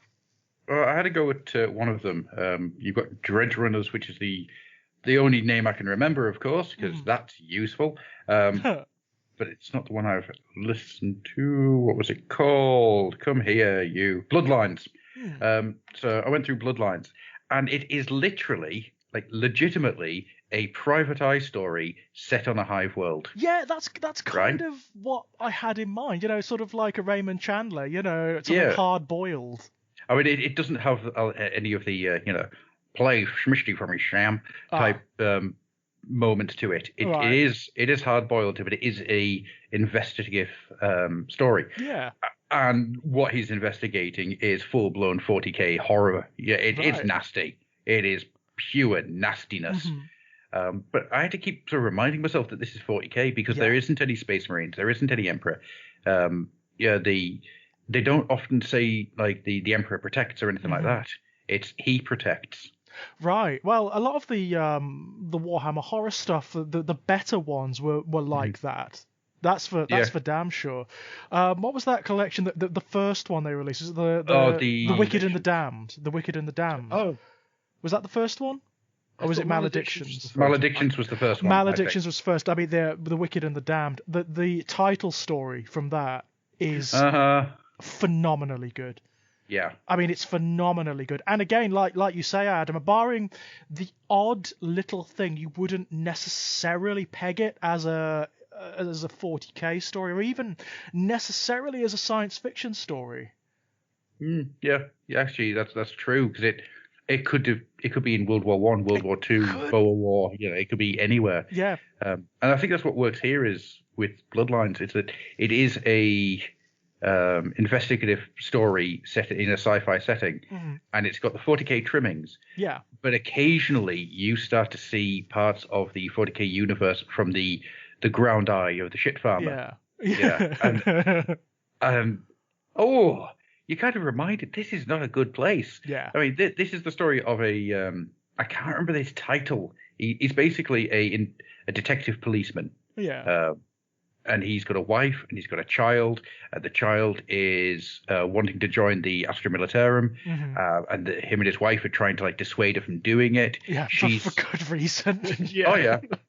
Why don't you join the Planetary Defense Force? Less chance of being eaten. But I want to see the stars. And then she gets a heavy dose of religion. Oh God! In the 40k universe, that's always fun, isn't it? That's always a good idea. Hits her in the face like COVID. It's ridiculous. But then you're kind of sitting there, and you're going through it, and it just hits you. Hang on, this is a guy and his wife who are terrified because their daughter is about to join the military. Yeah. That's a really understandable point of view. Yeah. And then you expand it out to you're going to go out and see aliens. Yeah. And they're going to eat you. Well, I always find that's when the Black Library stuff in general is at its strongest. I mean, don't get me wrong. I've got a lot of time for the really big science fiction stuff, and the more abstruse elements of the 40k universe are often really fun, especially in the Horus Heresy and whatnot, when they start getting into the metaphysics of demons and the warp and all that. I love that stuff. I love that stuff to bits. But when it comes to doing stuff like the Warhammer Horror or the Warhammer Crime, I like the opportunity to explore how people live in this universe. Yeah. Yeah, it's something that doesn't get explored all that often. No. Weirdly, despite the fact that Space Marines are so rare and that they are not, the kind of overwhelming force of the setting, they're the ones who get the most screen time by far. Of course. We know everything about Space Marines. Yep. There's very little at this point that hasn't been explored in terms of their origins, how they train, how they interact, how they fight, how they think. Yeah. All of that has been gone into in detail so many times, but you don't really get that much in the way of normal people. No, and if you go through the Caiaphas Cain books, there's a really interesting. I can't remember which one it is now. Is it Caiaphas Cain or was it? No, it wasn't. It was Necropolis. Ghosts, Necropolis. There's a couple of chapters in there where a lawyer is one of the characters. A 40k lawyer. How the frig would that work? It's amazing. Can you imagine? It's one of the most stressful jobs in that setting. This guy's a wonderful old soak. Oh He's my absolutely hammered. He's brilliant. Probably need to be. Right. Can you imagine being like a human rights lawyer in the Imperium? Nah. Oh my God. I hear you've been mistreating the workers. Yeah. Right. All right, I guess. I think it'd be more along the lines of, I hear you've been mistreating the workers. Yes. Good. Right. Well done. So here's your badge. Right. Could you mistreat them a bit more? Yeah. Because the tide isn't quite high enough. But I mean, this guy's great. He's just a drunken old lawyer who's got what can only be described as a small boy servitor that contains the entirety of the knowledge of law for that system in his head. Oh God! And it's just even the bookkeeping's grim. It's so good. Of course it is. I mean, you've got people who are born and then stuck in a chair. Their hands are nailed down to the book, and they just sit there just writing out old books into new books until they die. God, yeah. There is entire generations of this. Yeah, as they die, their children, and I don't ask how that happened. Yeah. It's just like put in their place. It's just like, right, you've turned 12. You can write now. Into your father's dead chair you go and start your writing. I mean, this is the fun of the 40k universe on this level, isn't it? I Like, think fun's the wrong word. Yeah. From the outside, I doubt, from the inside it's awful, but from the outside, it's a party. The notion that you've got these circumstances, so you can have like entire cultures that evolve in the lower decks of starships. Mm-hmm. Entire cultures of humanity that have developed, their entire civilization occurs within the lower decks of these starships, and to the point whereby they've never seen stars. They're just mythical to them. Those who give them their orders from the upper decks are gods to them, or angels, or whatever. That sort of thing just does it for me a million times over, and I kind of want to see more of that. There was a wonderful one, once again, I think it was in the original run of Inferno, and it was a subterranean human species. Mm. And yeah, they're talking, they've never been outside these tunnels in multiple generations. Wow, The outside is like a mythical place, and they're slowly getting there as, I can't remember what was attacking them. It might have been the Drukhari. Yeah. And they're talking to like Imperial Guardsmen. That there's a commissar talking to them, telling them where to go, what to do. And the moment they open up the gate, open up the cogs, they step out into the light, blinking and scared. But because they've been subterranean for so long, they don't look fully human. So what's the first thing the commissar does? Executes them, presumably. Yep, for being mutants. Yeah. And it's stuff like that absolutely enthralls me, because there is no winning. There is literally the very, very best that the average human can hope for is that you get a gun in your hand. And that's literally it. It's that whole thing of like starships, like entire fleets from the Imperium that are sent out on orders to go to a particular star system to exact exterminatus on this planet because this has happened. And they're traveling literally for generations to the point whereby their purpose becomes a religion. It becomes mythologized, and then they arrive to find that the planet doesn't exist anymore, or whatever, or that there was some mistake in their orders, so they're traveling forever. It's that kind of the scope in the 40k universe for that kind of absurd horror is enormous. Well, you think about the bureaucracy of what it takes to mobilize a fleet of starships, right? We've spoken a couple of times about how the sheer scale of 40k is ridiculous. Yeah. And there are entire simple things like trying to get paper to write on, which create entire generations of swathes of people dying in order for you to get your little notepad. Yeah. But you think about the simple idea of, so this exploration fleet is going to fly from here to here, from A to B. Mm-hmm. That's not as simple as it may seem, because you've got warp travel, you've got everything that happens there, you've got engine failures. So what you end up with is just people going, we found the planet we were meant to go to, it's on fire. Oh no, that's a sun. Ah, right. Or it is the planet, it is on fire, and it's also 3 days before we set off. What do we do now? Yeah. Yes, yeah. Just like, right. Shit, or okay, we need to get to this place right now. It is now 50 years later. Well, all right. Well, I've made the joke a couple of times now that due to the way that 40k timekeeping doesn't happen, because I discovered recently that Gilliman's discovered that nobody knows what time it is. And that's the best thing, I think, in the world. That is by far one of the best things that Games Workshop has ever done lore-wise, was when they had Gilliman sit down and look at the different calendars and go, what am I looking at? Yeah. This is nonsense.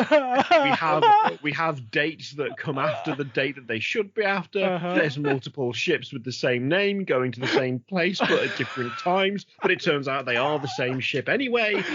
What is this? Man. I love that. The fact that they could just go, basically, just any sort of conflict in lore that they have made over the years, they just put an excuse in. Yes. It was just no one knows what time it is. It's Done. like it's not only brilliant in lore, it makes sense with given the setting, it makes sense. You've also got it's funny. It's just brilliantly funny, and it just legitimizes so many of what could be seen as the problems in the lore. It's really clever. It absolutely does. I mean, it's one of my most cited examples for like lore issues that well, it's not really an issue. It's just I had a 13th Company army from the 13th Black Crusade. The first one. Oh my god! It was the global campaign that I took part in. The Chaos one, goddammit. Yeah, like it didn't happen. Like in the feint, lore wasn't it? now, No. it wasn't a thing. Like they were just like, it's time for the 13th Black Crusade, and I and a lot of other people, like so many people went, I'm sorry, what now? What now? Yeah, What? You know, I have the book. Right. I literally have the Eye of Terror Codex. campaign. Yeah, Yeah, God, I've got the Eye of Terror so Codex, well. and it's all about the 13th Black Crusade, which didn't happen. Didn't happen. No. It was so retcon. That was. It was so retcon. I mean, at the end of that, Eldred Ultron died, of course. Yeah, for the first time. It's so like, and the things that got me with that, like, it's the thing that I use as that lore affects models, which is where it gets weird when lore is retconned when models are involved. Yes. Because I had a squad of Wolfen that technically didn't exist. No. I've got the physical evidence of them, but of course they didn't show up again until the 13th Black Crusade, which had already happened because they had already shown up. But they actually showed up in a different time the second time round. I don't think the Wolfen, I can't remember exactly because the details of the two, funnily enough, get a bit mixed up in my head because it's the same event twice. Yeah. But I don't, as far as I remember, I don't even think that the second iteration of the Wolfen models, when they returned, having never returned before, even though they had, I don't think it was in conjunction with the event that. No, it was a separate thing, wasn't it? Yeah. They were totally. Was it Magnus attacking? It was Magnus attacking Fenris. Yeah. So like that again is totally different. Totally different. But the way that they just put in Gilliman just going, what the hell is this calendar? There's like 18 of these things and none of them make any sense. That actually works super well. Did they show up during the 13th Black Crusade? Right. Was it that 13th Black Crusade? Was there two different crusades? Yes. One of which was misnamed or misremembered? Did they even happen in that order? Yeah. We have no idea. It just makes it like an apocryphal account, doesn't it? Yeah. It's very like clever. An unreliable narrator thing. Yeah, it's very clever. Perhaps first time round, it was labelled a 13th Black Crusade when actually it wasn't technically what would be classed as that. Something is different the first time round, and perhaps there were things that looked like Wolfen, but they weren't. What if there was some sort of chaos spawn, or it was a completely different chapter that have some sort of like horrendous gene seed mutation that became obvious during that conflict? You can explain away so much just by going, the narrator doesn't know anything. He doesn't know when he is or where he is, and none of the calendars can back up what he said anyway. You can literally just explain any conflict or retcon away just by going, there's no standard calendar, everything is wrong and different. Up until the point where Gilliman decided to set fire to time, I've always felt that the reason that those two Black Crusades is the first Black Crusade happened, and then the Ordo Chronos got involved. Right. And it's why you've never heard from them again. Oh, right, okay. They never do anything with the Ordo Chronos anymore. Well, it's I think something... The Ordo Chronos went back in time, stopped it from happening, then it happened 3 weeks later, but they were all dead. Well, it's funny. I mean, something they have been introducing with more regularity, certainly in like the Black Library novels and in some elements of the background as well, is time traveling shenanigans. So, I mean, you get it anyway. I mean, obviously, with the nature of the warp, time is relative anyway. I mean, you've still got traitor marines turning up from the siege of the Emperor's Palace on the present day incarnations of the demon worlds in the Eye of Terror. But you've got stuff like, there's a sequence in, spoilers by the way, everyone read The First Heretic? Yes. Yeah. I don't want to say how many times. Right, likewise, because it's so bloody good, right? It is such a good book. Such a good book. There's a sequence in that where it turns out that massive spoilers to anyone who's listening. Massive spoilers. Go read it now. It turns out that the word bearers are kind of responsible for casting the Primarchs out across the galaxy. Yeah. And it's like, oh my god. So it's Norgar's like this paradox. He's like his own creator in a weird way. It's like, wow. I love that. The fact that it's like something that happened after the Primarchs were cast out is what caused them to be cast out in the first place.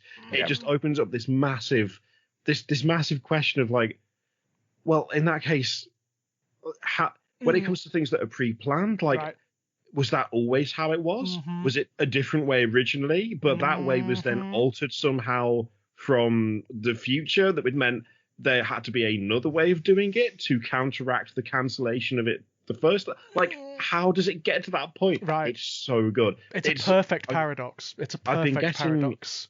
I've been getting like massive kind of flashbacks to like specifically that scene because I've been watching Dark on Netflix. That's such a good show.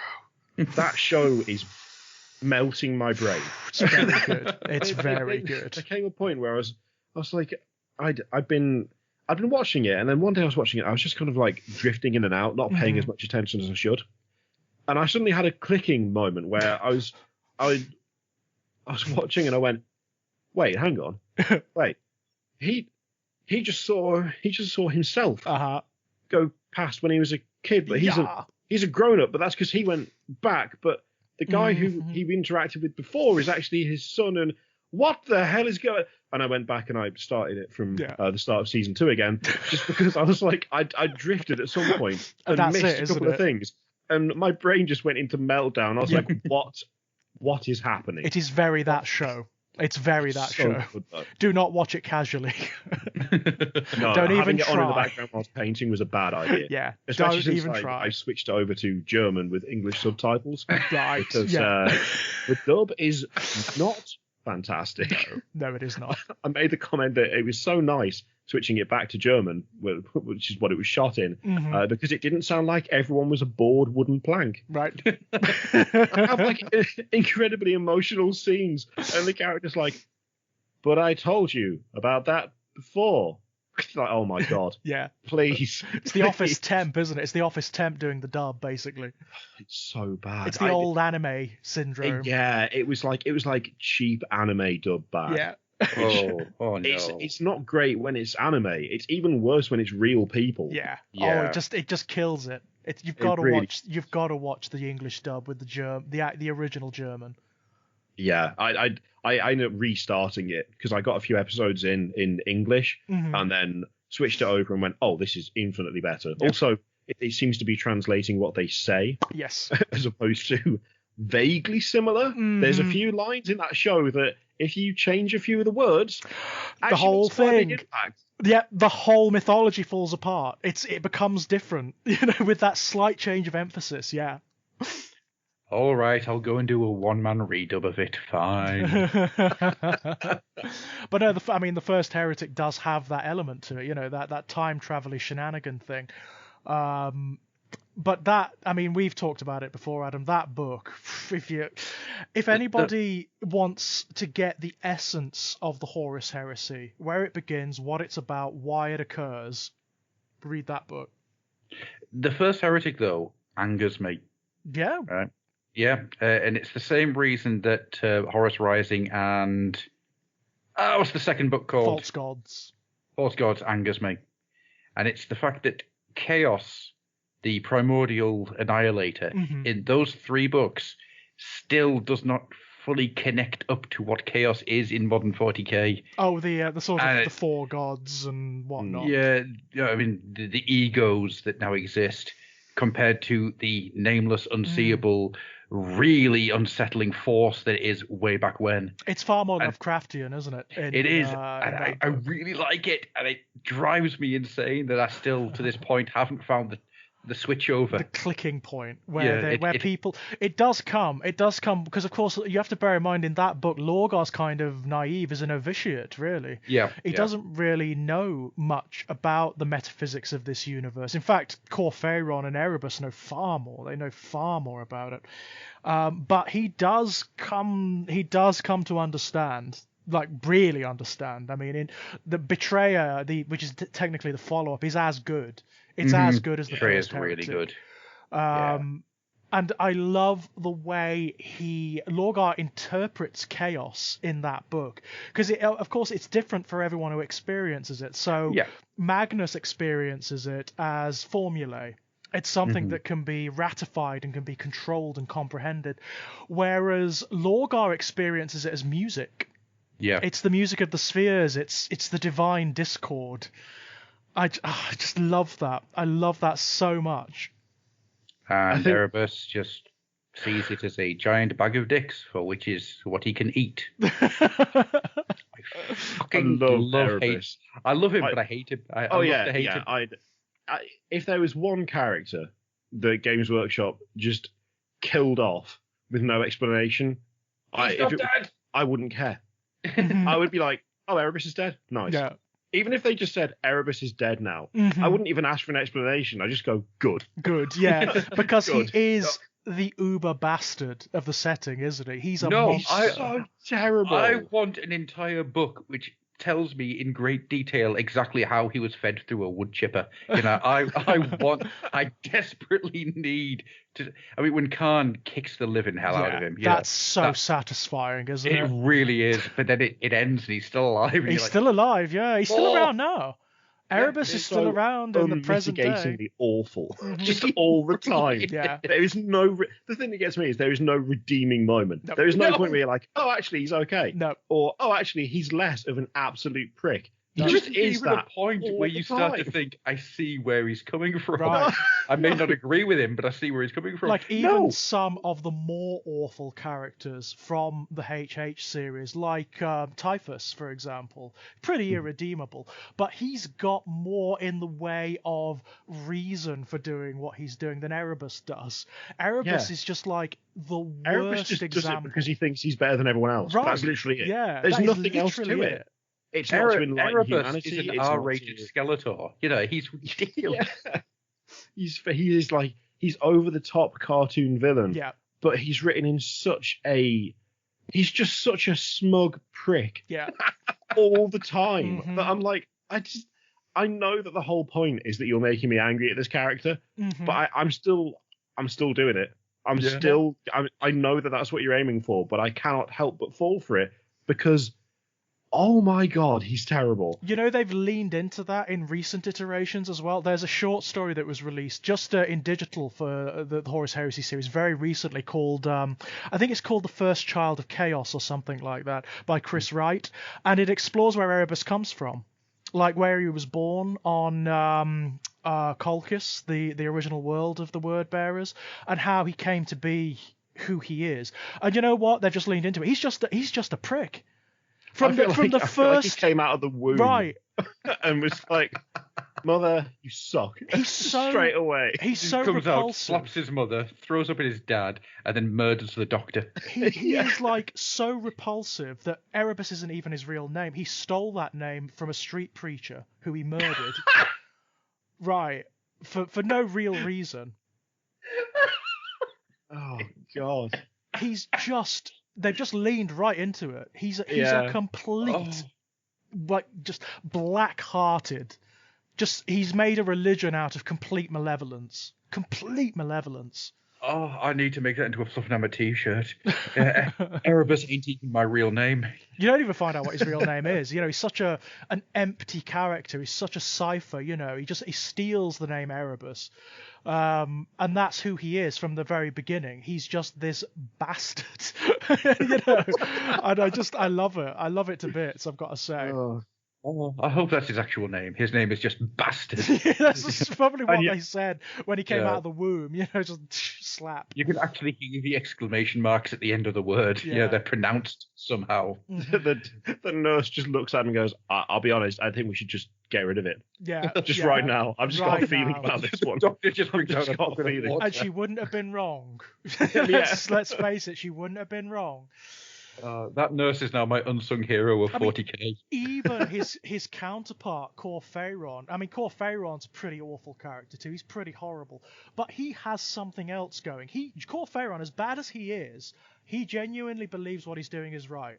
Yeah. He thinks that chaos is the ultimate truth, and he actually bows before the gods, and he believes that Lorgar is sort of like the ultimate messiah of the chaos god, so he's trying to guide him towards that destiny. Erebus, it's all ego. It's all ego. It's all about personal power. It's all about him. He even in the first Child of Chaos, he thinks to himself when he finally discovers like the primordial truth of the universe. It's all about, this is for me. I found this because I am worthy, because this is my destiny.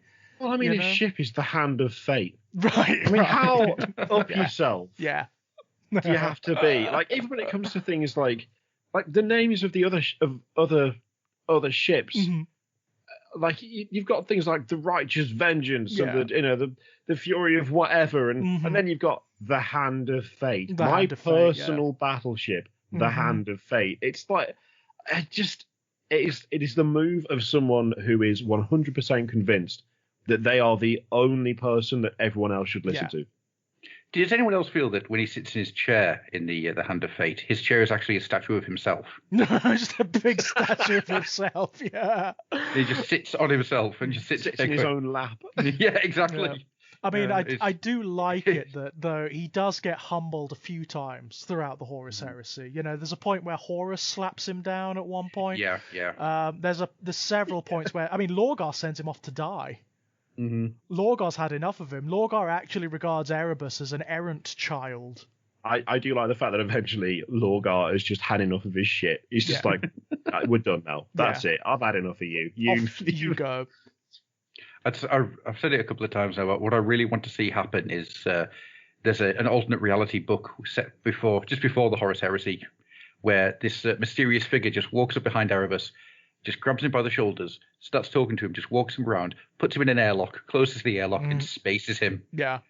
And then you got an entire alternate reality, and I just want to see it from the point of Erebus just floating off into space and freezing to death. Yeah, that would be fun. That would be fun. I wish Argel Tal had taken him down. Yeah. I really do. I don't think it's possible now for anybody to do anything to him that would feel enough. Nah. It's you had Khan kick the living hell out of him, and that was good. Yeah. But I feel that wasn't enough. No. I mean, just you could have extra bit. Unless it was something really, really stupid, like he falls over and a Tyranid eats him. He trips down the cathedral steps and breaks his neck on Sorciarius. Yeah. Or the last thing he sees is just an orc flying towards him after it's thrown itself out of a ship and it's wearing like a spiky helmet. A flying headbutt. Yeah. Actually, no, that would do me nicely. His head gets like removed by a headbutt from a 200-mile-an-hour flying orc. Yeah, so if you can't go grandiose, which is what he deserves, go completely ignominious, yeah. Yeah. Completely ignominious. He gets eaten by a squig. Yeah. A squig gets into his armor. Yeah, that'd be great. Something like that. It would have to be the Kachian devil. Oh, the Katachan devil, yeah. Yeah, the something that has absolutely no tabletop presence, has absolutely no rules, is just there, and it just jumps on him, just climbing for a sloth. Yeah. Anything that has no business killing him. Yeah. Perfect. I mean, a plant. He gets killed by a single plant. I mean, in all seriousness, he is one of those characters. They must be considering releasing him into 40k at some point. There must have been talks about it. I would be surprised if they hadn't thought about it, to be honest. I mean, surely. I don't know whether they're going to do it. If they go in 9th, they're down the same route with the Chaos Space Marines as they have with the Loyalist Space Marines, where you've got a core codex and then the Undivided Legions have supplements. Then maybe there's an excuse there. Yeah, I'd hope they do something like that, because it would be a good symmetry with the loyalist. Well, I say loyalist. I'm stuck in Horus Heresy now. So what we'll do is we'll close this down, as I'm aware the time's coming to a close. So we'll start off then. John, where can people find you if they so wish to go and find you and haunt you and look at you? I mean, I wouldn't recommend the last one, but the rest of that is just Kirioth TV on YouTube, where I will just ramble incessantly at your ears about Warhammer stuff, pretty much. Excellent stuff. And George, where can people find you if they so wish to invoke your name? Oh, well, the usual places, my loves. You can find me, my written fiction, my published stuff over at strangeplaygrounds.com. If you go over to Exaggerated Elegy on YouTube, you'll find all sorts of stuff, let's plays, reviews, all sorts of nonsense. If you want to come and have a chat, you can find me over at Twitter at Enigmatic Elegy, and I'll also often be hovering around the Fluffenhammer. Excellent stuff. And as for myself, you can find me. Takes a deep breath. Sounds like a screaming bear. You can find me on Fluffenhammer at Grufflock, and you can find the Fluffenhammer on Twitter at the Fluffenhammer. I think I said that wrong, so I'll say it again quickly. You can find me on Twitter at Grufflock. You can find the Fluffenhammer on Twitter at the Fluffenhammer. I said that wrong again. The Flummenhammer, were you about to say? You can You can find me flummoxed at the Fluffenhammer. That's my email address. You can find us on Facebook. Just search for the Fluffenhammer. We have both a page and a group. You can find us on Discord. Check out the link below in this MP3 or this video, depending on how you're watching it. You can find us on Patreon, where you can hear about such wonderful things as sexuality in 40K, right the way through to why H.P. Lovecraft is your favorite uncle. You can also find us... Don't remember that one. I actually re-listened to the Make Lovecraft Not Warcraft episode, right. And we do actually say that he looks like everyone's favorite creepy uncle. Right. It's I like to go back to listen to old shows every now and again. I usually make myself laugh. You can also find us on emails at the fluffenhammer@gmail.com. I think that's everything. Thank you very much, John, for your time today. It's been an absolute pleasure. Yeah, I thanks really so enjoyed much. that. That was great. And thank you, as always, George. Massive, always a pleasure, always a laugh. And thank you very much to you guys listening at home. Always. Now, good night. Thank you, guys. Whatever Bye-bye. you are. Oh, God. Going way back there. Oh, yes.